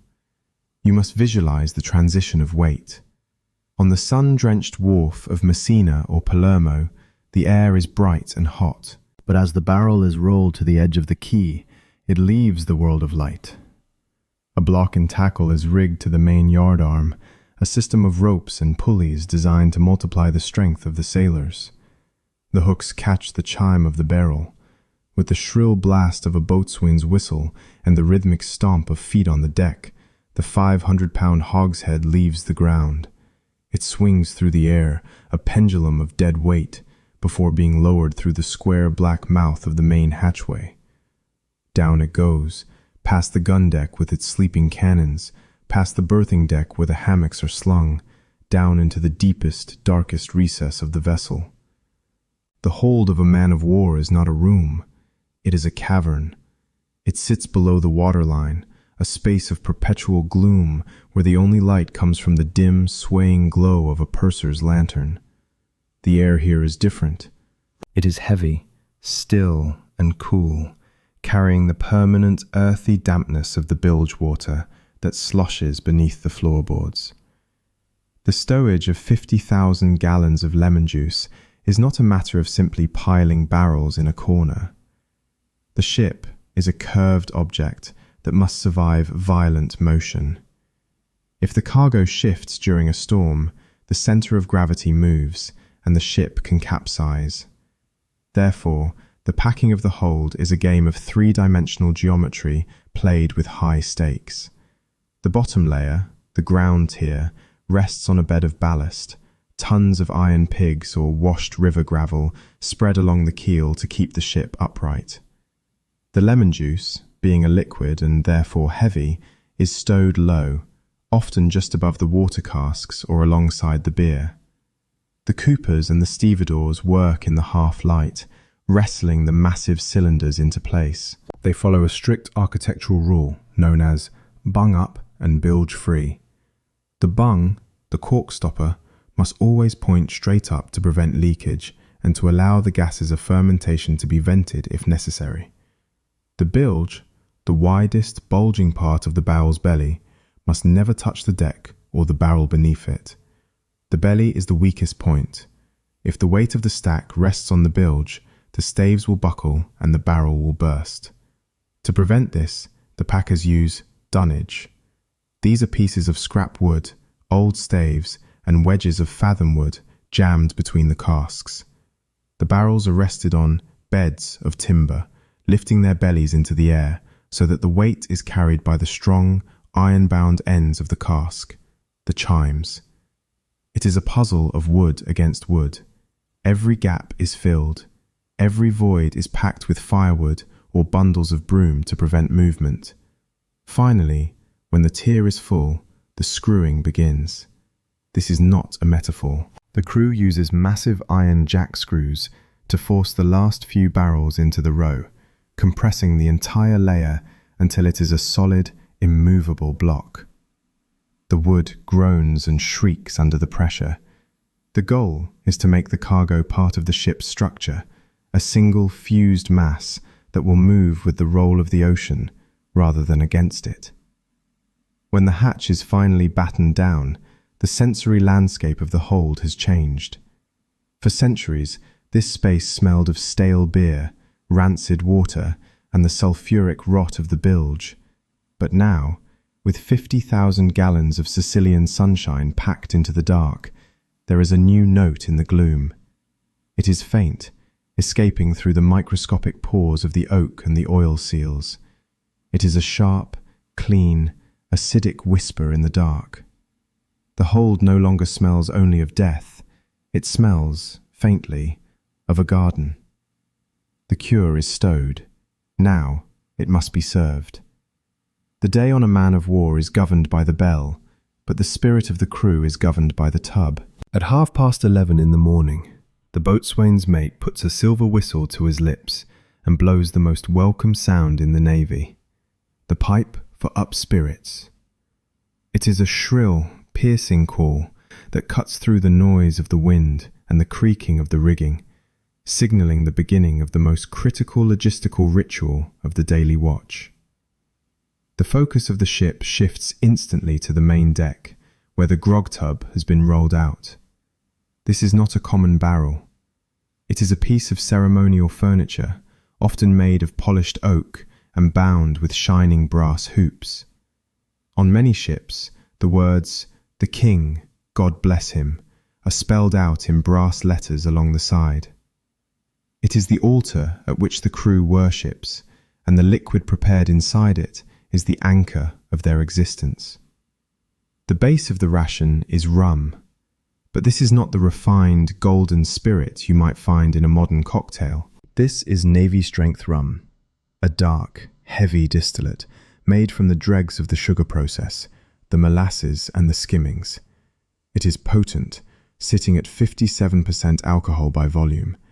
It was tested by mixing it with gunpowder. If the powder still ignited after being soaked in the rum, the spirit was deemed proof. It is a fuel designed to numb the senses against the cold and the fear of the sea. But the Admiralty, in its wisdom, knew that giving raw spirit to 1,000 men on a wooden ship filled with explosives was a recipe for mutiny. So, the rum is diluted. The recipe for grog was established by Admiral Edward Vernon in 1740 to curb drunkenness. The standard ratio is 4 parts water to 1 part rum. The water comes from the scuttlebutt, a cask that has been sitting in the hold for weeks. By this point in the voyage, the water is often green with algae, slimy to the touch, and smelling of stagnation. The rum is not just an intoxicant, it is a mask. Its heavy, sweet, medicinal flavour is strong enough to hide the taste of the rot in the water. This was the standard drink for 50 years, a mix of bad water and strong alcohol. But after 1795, the ritual changed. The grog tub became the delivery mechanism for the cure. Now, alongside the purser and the master's mate, a third figure appears, the surgeon's assistant. He carries the precious jugs of Sicilian lemon juice. The mixing is a public performance to ensure fairness. The water is poured in first, churning in the tub. Then the rum is added, the dark spirit swirling into the murky water. Then comes the sugar, brown, unrefined muscovado sugar that smells of treacle. It is gritty and does not dissolve easily in the cold liquid, requiring a heavy wooden paddle to agitate the mixture. Finally, the lemon juice is poured in. It cuts through the heavy aroma of the molasses with a sharp, bright note of acidity. The result is a beverage that defies modern culinary categorization. It is not a punch in the festive sense. It is a tepid, muddy brown liquid. It is served at the temperature of the air, warm in the tropics, freezing in the North Atlantic. It has the kick of the alcohol, the cloying sweetness of the unrefined sugar, the funk of the stale water, and now the aggressive sourness of the lemon. It is a cocktail of necessity. The men line up with their tin cups or monkeys. Their names are called, and they step forward to receive their tot. They do not drink it because they are thirsty for citrus. They drink it because it is the only moment of warmth and pleasure in a day defined by hard labor and damp wool. They drink it for the rum. They do not know that the alcohol is merely the carrier, the spoonful of sugar that helps the medicine go down.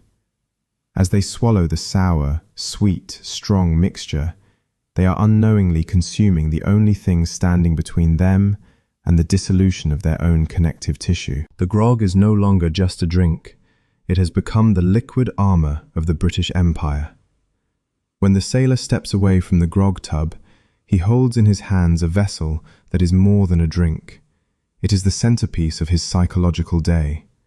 The cup itself, often a battered tin mug or a monkey made from a coconut shell, is warm to the touch, having absorbed the humidity of the mess deck. It is greasy on the rim, coated in the invisible residue of 1,000 previous meals, and it smells of damp wool and tar. But as he lifts it to his nose, those smells are obliterated by the aggressive, volatile fumes of the rum and the sharp, piercing scent of the citrus.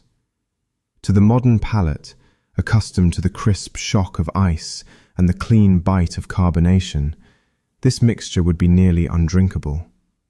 It is a beverage defined by its lack of freshness.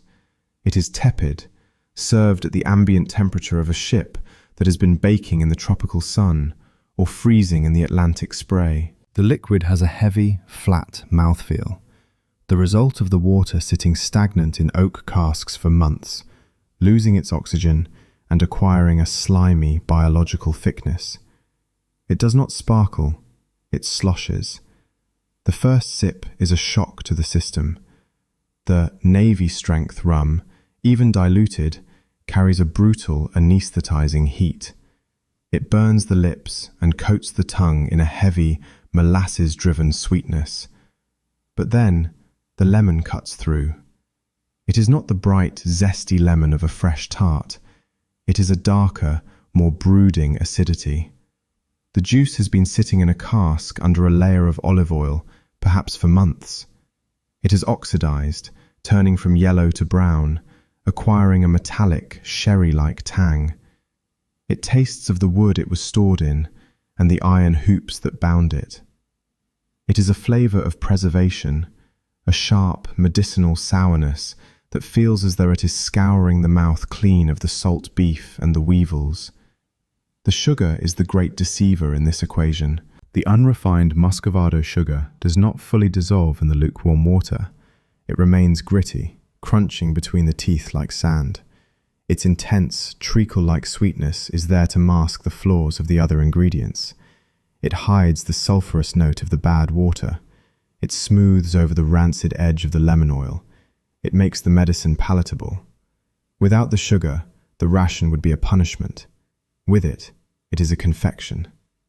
It triggers a primitive dopamine response in the brain, a sudden spike of caloric pleasure in a diet that is otherwise defined by dry, salty monotony. As the sailor drinks, the effect is twofold. Physically, there is the glow, the immediate vasodilation caused by the alcohol. A flush of warmth spreads from the stomach to the extremities, a false but welcome sensation of comfort that helps to knit the frayed edges of the nerves. It dulls the ache of the dampness in the joints and softens the hard reality of the wooden world. For 15 minutes, the ship feels a little less claustrophobic, the officers a little less tyrannical. But biologically, something far more important is happening, something the sailor cannot feel. As the acidic liquid hits the stomach, the ascorbic acid is released into the bloodstream. It is a silent repair crew. It begins to circulate to the collagen fibers that hold the body together. It moves to the gums, which may have been starting to soften and bleed. It moves to the old wounds from previous battles or floggings, which, without this juice, would be on the verge of breaking open again. The sailor does not taste the vitamin. He tastes the rum and the sugar. He enjoys the intoxication. He does not know that he is drinking the antidote to his own dissolution. He scrapes the last of the wet sugar from the bottom of the tin cup with his finger, savouring the final granules of sweetness. The flavour that lingers in his mouth is complex, sour, sweet, metallic, and boozy. It is a flavour that no modern mixologist would ever attempt to replicate, for it is not designed for pleasure. It is a functional flavour. It is the taste of a biological machine being refueled.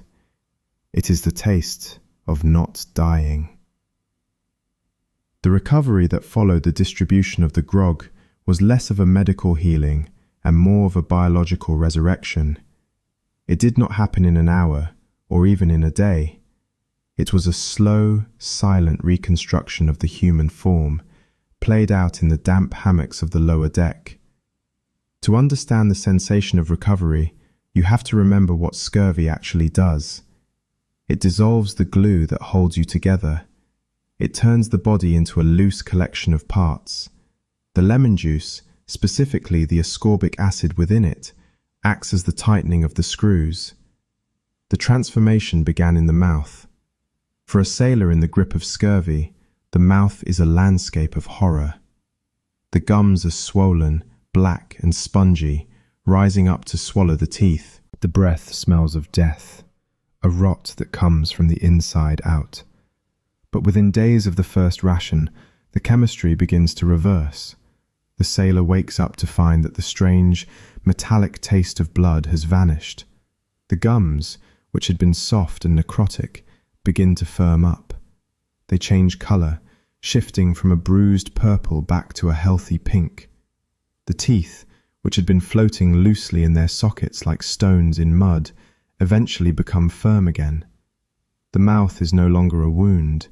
It is a tool again. Following the mouth, the skin begins to knit itself back together.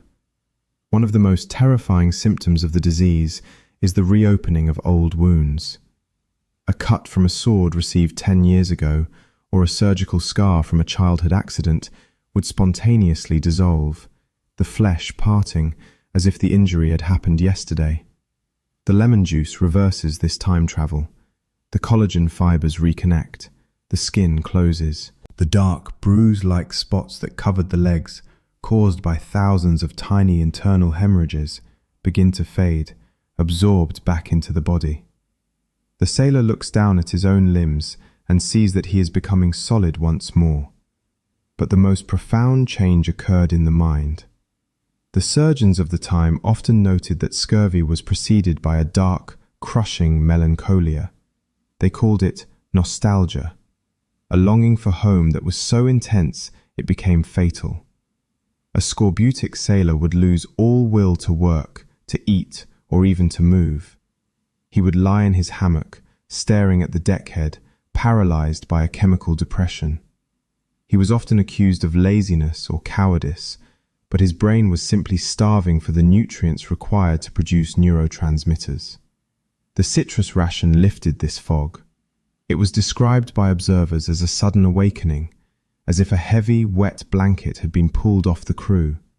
The lethargy evaporated. Men who had been unable to stand without fainting were suddenly climbing the ratlins, hauling ropes, and manning the capstan. The fighting spirit of the Royal Navy, often attributed to patriotism or discipline, was in reality a byproduct of citric acid. You cannot have a brave crew if their brains are shutting down from malnutrition. The daily dose of grog did not just fix their teeth, it gave them back their personalities. The result of this mass recovery was a military revolution that was entirely invisible to the enemy. Across the water, the French admirals were waiting for the British to leave. They knew the math of the sea. They knew that a ship could only stay on station for a few months before the crew began to rot. They waited for the inevitable retreat, the moment when the British would be forced to return to Portsmouth to dump their dying men into the hospitals. But the retreat never came. The British ships stayed. They sat on the horizon, relentless and immovable, through the spring, the summer, and the winter. The lemon juice had broken the biological clock of naval warfare. The fleet had become a machine that did not need to sleep, a weapon made of oak, iron, and the juice of a Sicilian fruit, capable of enduring the sea indefinitely. The victory over scurvy seemed absolute. The Royal Navy had conquered the ocean's greatest killer simply by issuing a daily ration of fruit juice. But history is rarely a straight line of progress. It is often a circle of errors. Just as the cure had been found, lost, and found again, it was now about to be dismantled, not by a failure of science, but by the slow, grinding machinery of economics. The greatest threat to the sailor was no longer the French cannon or the Atlantic storm. It was the ledger book of the British Treasury. With the defeat of Napoleon in 1815, the existential threat to Britain vanished. The massive fleets that had blockaded Europe were recalled, and the urgency of war was replaced by the austerity of peace. The Admiralty, once willing to pay any price for Sicilian lemons to keep the blockade running, now looked at its accounts with a cold, miserly eye. They saw that they were spending vast sums of money purchasing lemons from Sicily, a foreign power. They were sending British gold into the pockets of Mediterranean farmers. To the protectionist mindset of the Victorian era, this was not just expensive, it was unpatriotic. At the same time, thousands of miles away in the Caribbean, British colonial planters were facing a crisis. The West Indies had been the engine of the empire, producing sugar and rum, but the economy was shifting. The planters were looking for new exports to justify their existence and to bind themselves closer to the mother country.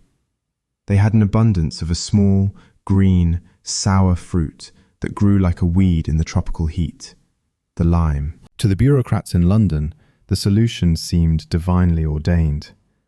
Why buy expensive lemons from a potential enemy in the Mediterranean when you could buy cheap limes from your own loyal subjects in the Caribbean?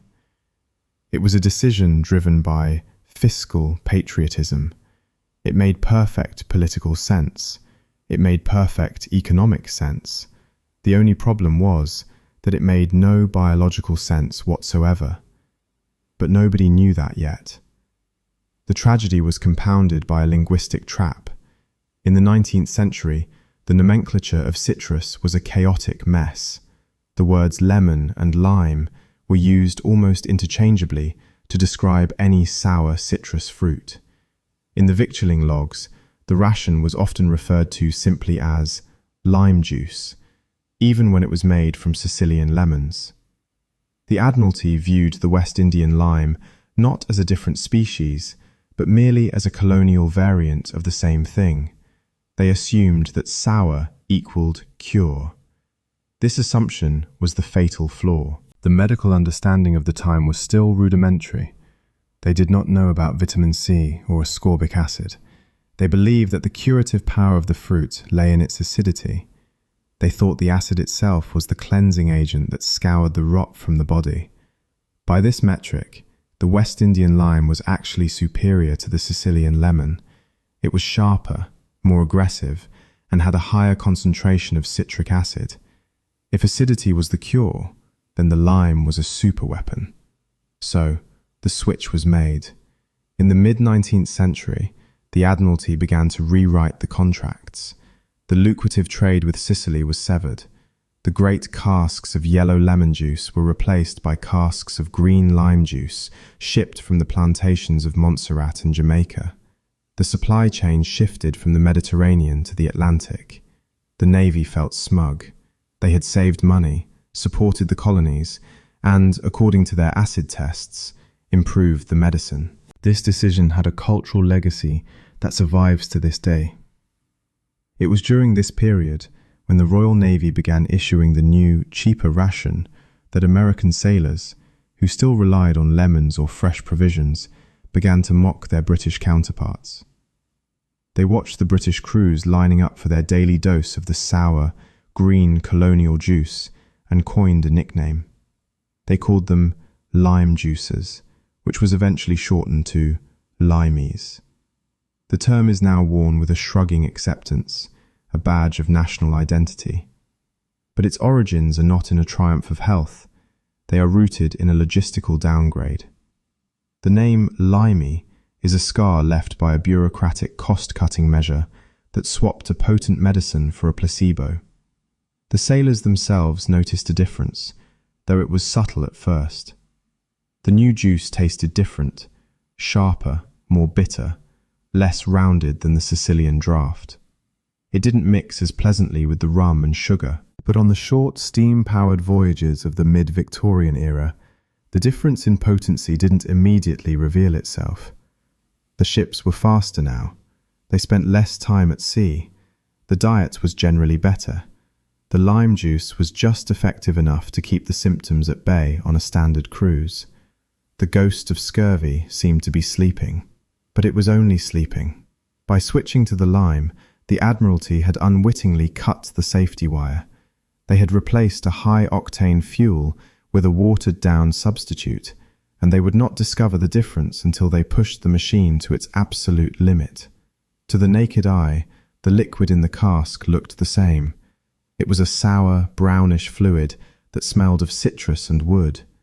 To the purser marking the ledger, it was the same.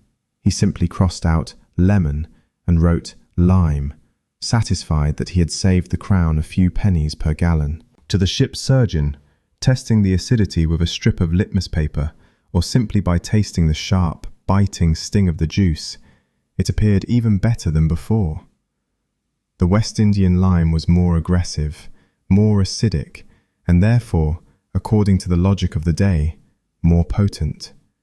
But at the molecular level, a level entirely invisible to the Victorian Admiralty, a disaster had occurred. The villain of this story is a specific biological reality that would not be understood for another century. The lemon and the lime are cousins, but they are not twins. The Sicilian lemon, the fruit that had sustained Nelson's blockade, is a powerhouse of ascorbic acid. It is a biological battery charged with the specific chemical required to maintain human connective tissue. The West Indian lime, specifically the species Citrus aurantifolia, is different. While it is incredibly sour, rich in citric acid, it contains only about half the vitamin C of the lemon.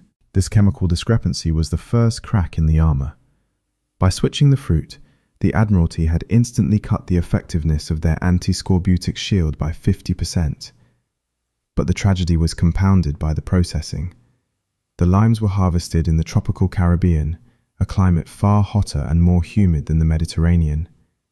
They were often crushed in primitive mills, and the juice was left to sit in open vats in the sweltering heat before being casked.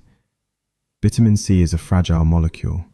It destroys itself when exposed to oxygen, a process that is accelerated by heat. By the time the lime juice was pumped into the barrels, shipped across the Atlantic, stored in a warehouse in Deptford, and finally issued to a sailor, it was often little more than flavoured vinegar. The 19th century medical establishment was blind to this. They were obsessed with acidity. They believed that the cure for scurvy worked by counteracting the alkaline putrefaction of the body. In their minds, the sourer the juice, the stronger the medicine. Because the lime was sharper on the tongue than the lemon, they assumed it was a superior drug. They were measuring the volume of the shout, not the clarity of the message. They had confused the taste of the cure with the chemistry of the cure. For a few decades, this mistake went unnoticed. It was masked by another revolution: steam. The mid-Victorian Navy was changing. Ships were no longer at the mercy of the trade winds. They had engines. Voyages that once took 4 months now took 4 weeks. A sailor on a steamship might be getting a weaker dose of vitamins from his inferior lime juice, but he was also spending less time at sea. He would reach port and eat a fresh potato or a cabbage before his body's reserves of vitamin C ran out completely. The limey sailor was not cured by the juice, he was saved by the speed of the engine.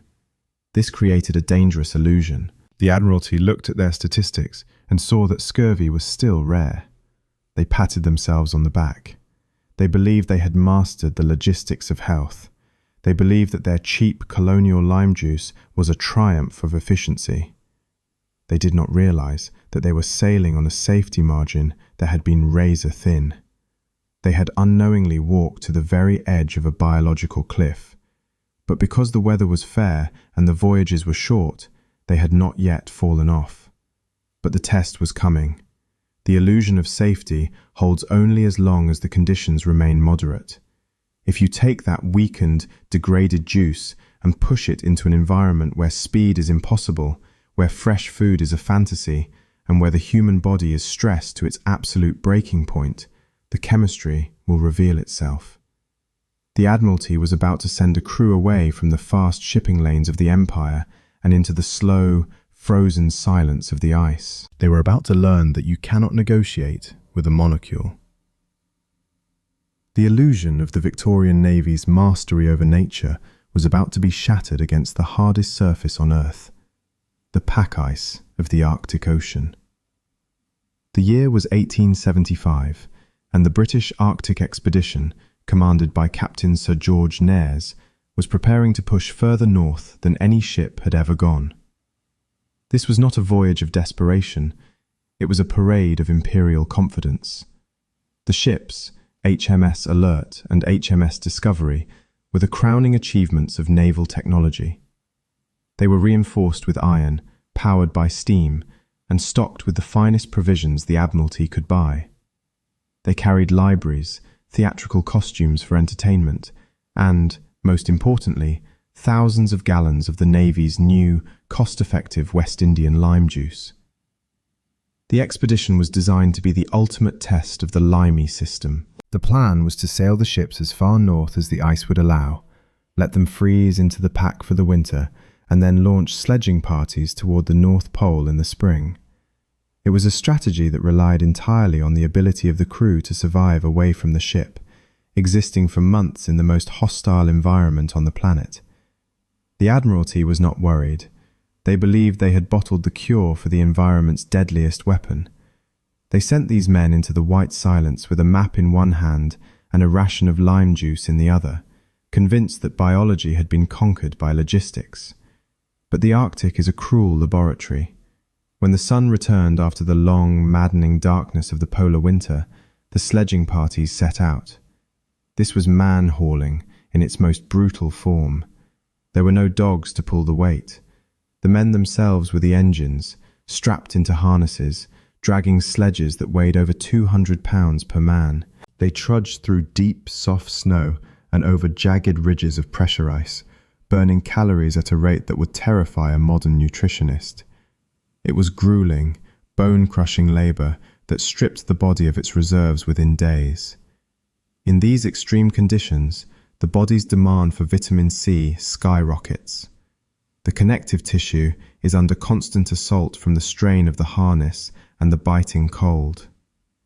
The repair mechanisms of the body are working overtime, desperate for the chemical fuel required to knit the collagen back together, and the fuel they were given was the West Indian lime.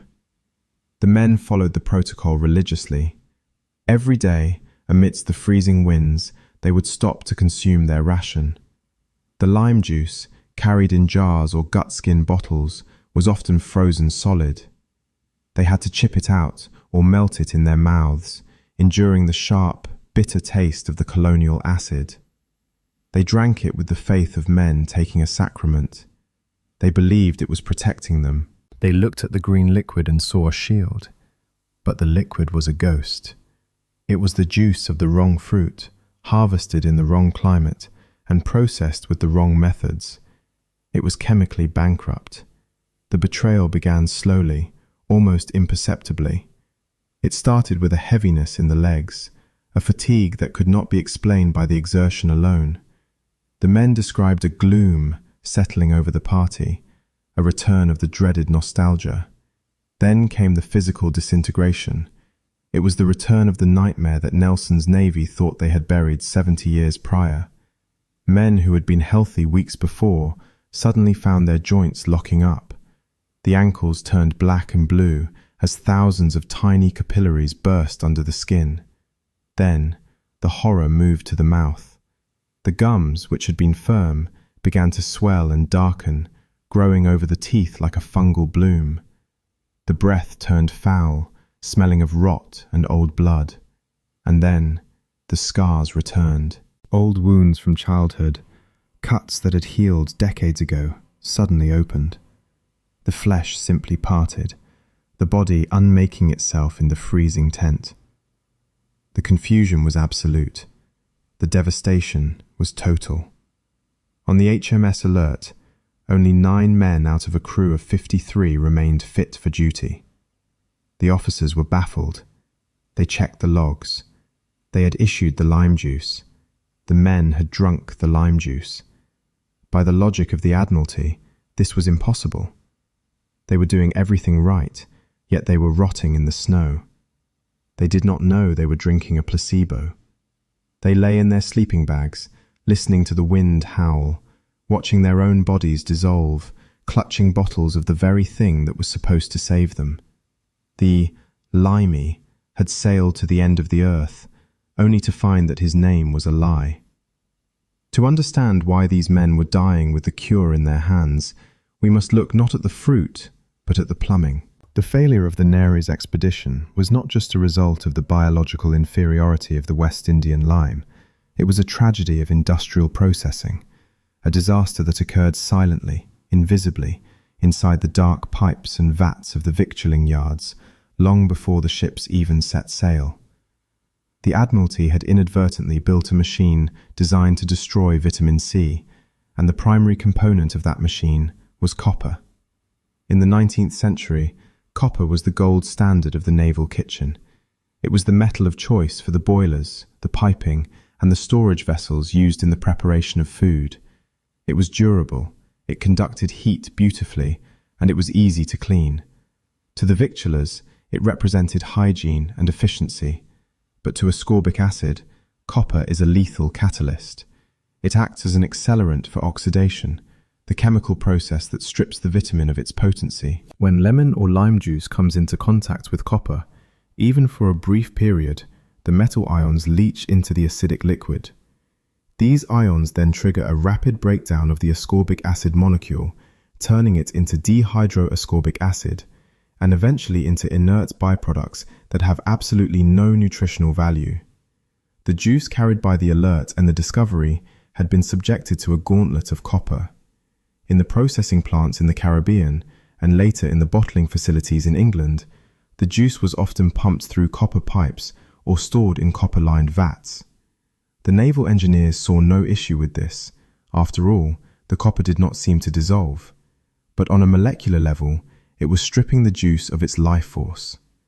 The liquid that was finally poured into the stone jars and glass bottles for the Arctic voyage was already compromised. It was a dead liquid, its chemical payload neutralized by the very equipment used to preserve it. This invisible destruction was compounded by the enemy of all preservation: time. We must remember the logistical timeline of this juice. It had been squeezed from limes in the tropical heat of the West Indies, perhaps a year or two before the expedition even departed. It had sat in warehouses in England, aging in the cask. It had then been loaded into the hold of a ship and transported through the tropics to the Arctic Circle. Throughout this entire journey, the juice was slowly oxidizing. Vitamin C is an unstable compound. It wants to degrade. It fights a constant losing battle against entropy. The cold of the Arctic, which one might assume would preserve the juice, actually did nothing to save it. The damage had already been done in the warm warehouses of Deptford. By the time the sledging parties were chipping the frozen blocks of lime juice out of their containers, they were consuming a substance that was chemically unrecognizable from the fresh fruit. It was no longer the bright, pale green of the fresh lime. It had darkened. The oxidation process had turned the liquid a murky, translucent brown, similar to the color of tea or sherry. The sailors noticed this. They commented on the taste. It was flat, metallic, and lacked the sharp, floral zest of fresh citrus. But crucially, it was still sour. The citric acid, the component the doctors thought was the cure, is a robust molecule. It survives contact with copper. It survives heat. It survives time. So, when the ship's surgeon tasted the brown sludge, the familiar sting on his tongue reassured him. The acid was there. Therefore, the medicine was there. He did not know that the sourness was merely the skeleton of the fruit, and that the spirit, the vitamin, had long since departed. This created a horrifying feedback loop on the ice. The men were dragging sledges that weighed hundreds of pounds. They were burning thousands of calories a day in temperatures of 40 degrees below zero. This exertion depleted their bodies' natural stores of collagen and vitamins at a terrifying rate. To replenish themselves, they drank the ration.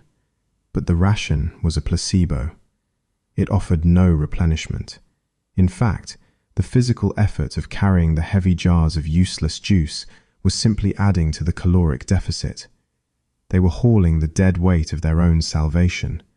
The cure was not just failing to save them, the labor of transporting it was actually killing them faster. They were walking into the white void, fueled by nothing but bad chemistry and a misunderstanding of the color brown. The ghost of scurvy did not return to the British Navy with a sudden, dramatic flourish. It returned with a slow, creeping silence that matched the landscape of the ice itself. For the men of the Northern Sledging Party, commanded by Albert Markham, the realization that they were dying came in increments. It began as a stiffness in the legs, a heaviness that they initially attributed to the brutal labor of hauling the sledges through the deep snow. They called it the stiffness, a vague, innocuous term for the early stages of necrosis. They rubbed their aching joints with turpentine and liniment, believing they were suffering from rheumatism or the simple strain of the harness. But the stiffness did not pass. It solidified. Day by day, the biological machinery of the men began to seize up. The hamstrings, deprived of the collagen required to maintain their elasticity, began to contract and harden. The men found they could no longer straighten their legs. They were forced into a permanent crouch, hobbling in their harnesses like broken marionettes. The skin on their thighs and calves began to change color, shifting from the pale white of cold stress to a deep, angry purple. These were not bruises from falls. They were the ecchymoses of old, the internal hemorrhages that signaled the collapse of the vascular system. The blood was simply leaking out of the veins and pooling under the skin, turning the legs into black, swollen logs that were agonizing to the touch. The horror then moved to the mouth, transforming the simple act of eating into a daily torture. The ration on the ice consisted of pemmican, a dense, rock-hard mixture of dried meat and fat, and ship's biscuit. Both required vigorous chewing, but as the scurvy advanced, the gums of the men swelled into spongy, dark masses that enveloped the teeth. The connective tissue holding the teeth in the jaw dissolved. When a man bit down on a piece of hardtack, he felt his teeth shifting and sinking into the soft, rotting flesh of his own gums. The pain was blinding. Men began to starve simply because they could not bear the mechanical act of chewing. They soaked their biscuits in tea until they were a mush, swallowing the slurry without biting, while the taste of blood and metallic decay filled their mouths. The tragedy was compounded by their obedience. Every day, amidst this physical disintegration, the officers ensured that the lime juice was issued. The men drank the brown, copper-tainted liquid with religious devotion. They believed in the Admiralty. They believed in the science. They drank the cure and watched in confusion as their bodies continued to rot. It was a psychological nightmare, a cognitive dissonance where the medicine was consumed, but the disease accelerated. They were doing everything right, yet they were dying. The expedition dissolved into a slow-motion funeral procession. As men became too weak to walk, they could no longer pull the sledges. Instead, they had to be placed on the sledges. The healthy men, their own bodies screaming with the early onset of the disease, were now forced to haul the dead weight of their invalid comrades. The mathematics of survival inverted. The load increased as the engine power decreased. The sledges, once the vessels of imperial ambition, became ambulances dragging the dying across the ice. Commander Markham's logs from this period are a chronicle of despair. He described his team as a hospital, noting that the angel of death is hovering over us. They were miles from the ship, moving at a pace of only a few hundred yards a day. The heroism of the age was stripped away, leaving only the grim reality of biological failure. It was only the desperate solo trek of Lieutenant Parr, who walked for 24 hours straight to fetch help, that saved them from total annihilation. When the rescue party finally arrived, opening the tent flaps to the freezing air, they were met with a smell that no Arctic wind could scrub away. The heavy, sweet stench of rotting breath. They found men who were more corpse than sailor, their bodies unmade by the lack of a single molecule, their faith in the lime juice shattered on the ice. When the Alert and the Discovery limped back into Portsmouth Harbour in 1876, the silence on the quay was deafening. The British public had expected a conquest of the pole. Instead, they received a hospital ship. The press, initially so supportive of the Arctic Crusade, turned feral. They demanded to know how the Royal Navy, the master of the global ocean, had been crippled by a medieval disease in the modern age of steam and iron. The Admiralty, facing a public relations disaster, did what all great bureaucracies do when faced with a systemic failure. They formed a committee. The Admiralty Committee on the Outbreak of Scurvy was convened not to find the truth, but to assign blame. And in the 19th century, blame flowed downward. The admirals and the lords of the Treasury sat in their comfortable, heated offices in London, far from the freezing reality of the ice, and dissected the logs of the expedition. They looked at the failure of the lime juice and faced a binary choice. Either the juice, the cheaper colonial product they had mandated, was defective, or the men were defective.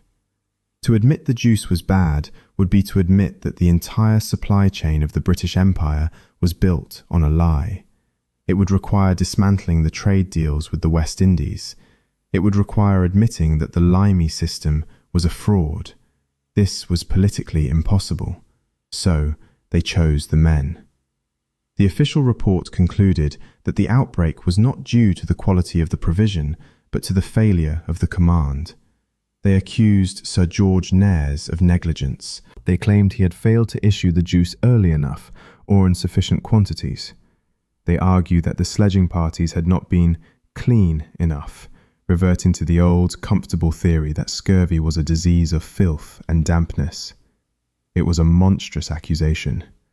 Nares and his officers had maintained a level of hygiene that bordered on the obsessive, scrubbing the decks and airing the bedding even in 40-degree below zero weather. But the committee ignored this. They framed the disease as a moral failing.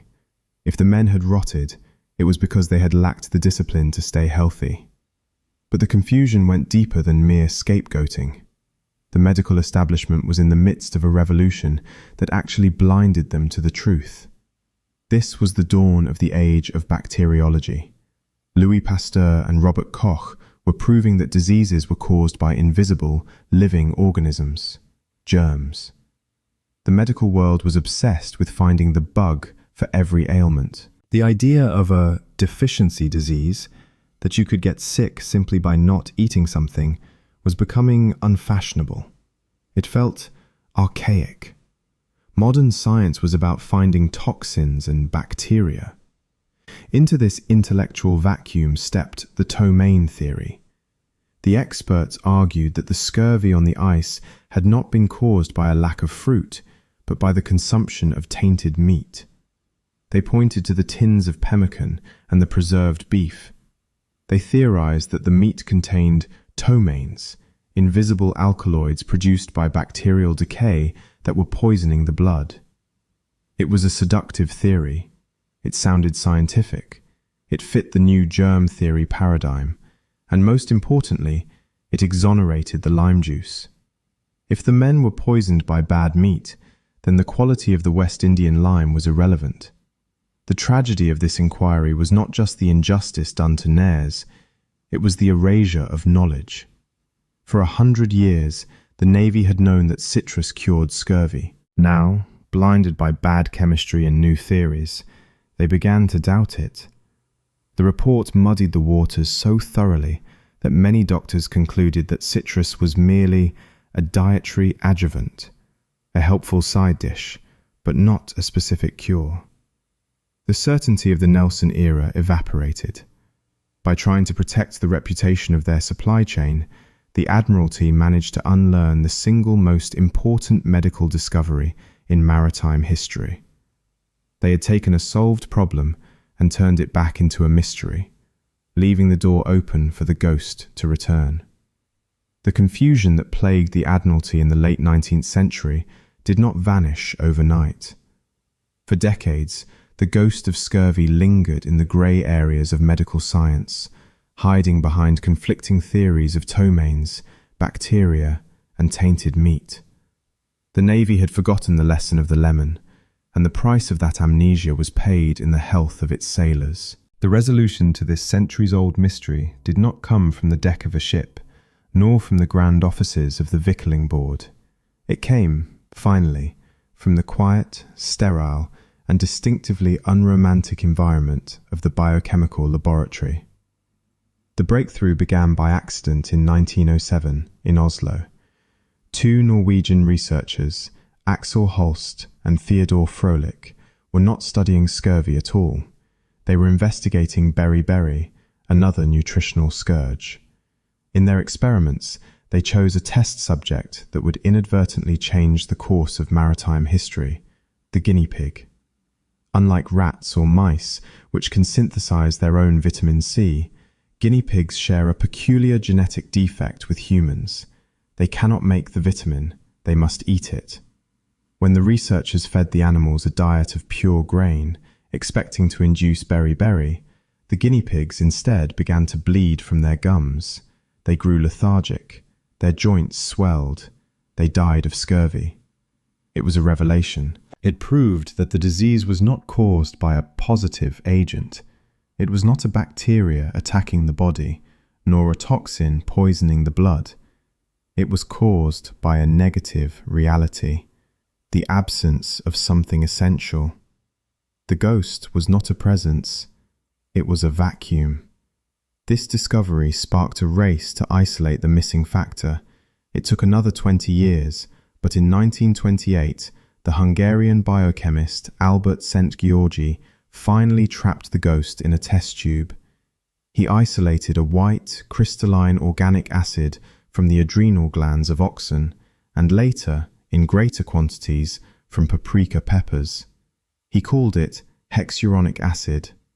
When it was proven to cure scurvy in guinea pigs, it was renamed to reflect its power. It became ascorbic acid, a name derived from the Latin ascorbutus, meaning literally without scurvy. The discovery of the molecule was the final vindication of James Lind and his 6 pairs of sailors. The science finally caught up with the history. The molecule explained everything. It explained why the fresh Sicilian lemons, packed with this fragile acid, had saved Nelson's fleet. It explained why the West Indian limes, with their lower concentration, had failed the Nares expedition. It explained the tragedy of the Rob, showing that the heat of the boiling pans had denatured the acid structure. And it explained the Arctic failure, revealing how the copper ions in the pipes had stripped the hydrogen atoms from the molecule, rendering it useless. The chemistry provided the key that unlocked 200 years of confusing, contradictory naval logs. By the 1930s, the era of the lemon was over. Scientists learned to synthesize ascorbic acid in the lab. They no longer needed the sun of the Mediterranean or the trade winds of the Atlantic. They could create the cure in a factory. The heavy, leaking oak casks, the smell of the cooperage, the sticky, sweet ritual of the grog, all of it was rendered obsolete by a small, white tablet. The transition from the barrel to the pill represents the ultimate triumph of logistics, but it is also the death of a certain sensory richness. The modern sailor does not drink a dark, complex cocktail of rum and oxidized fruit juice to stay alive. They simply swallow a synthetic supplement. The cure has been purified, standardized, and stripped of its weight. There is no longer a need to balance the trim of the ship against the shifting cargo of juice barrels. There is no need to worry about the bung-up and bilge-free stowage patterns. The cure for the greatest killer of the age of sail now fits in a plastic bottle in a medical locker. It is a safer world, undeniably. The ghost of scurvy has been banished by the certainty of the chemical bond. But as we leave the wooden world of the man of war behind, there is a lingering sense of loss. We have traded the smell of the lemon grove and the warmth of the rum for the efficiency of the blister pack. The mystery has been solved, the answer written down in a chemical formula: C6H8O6. The sea is no longer a place where the human body slowly unknits itself in the dark. It is just water again.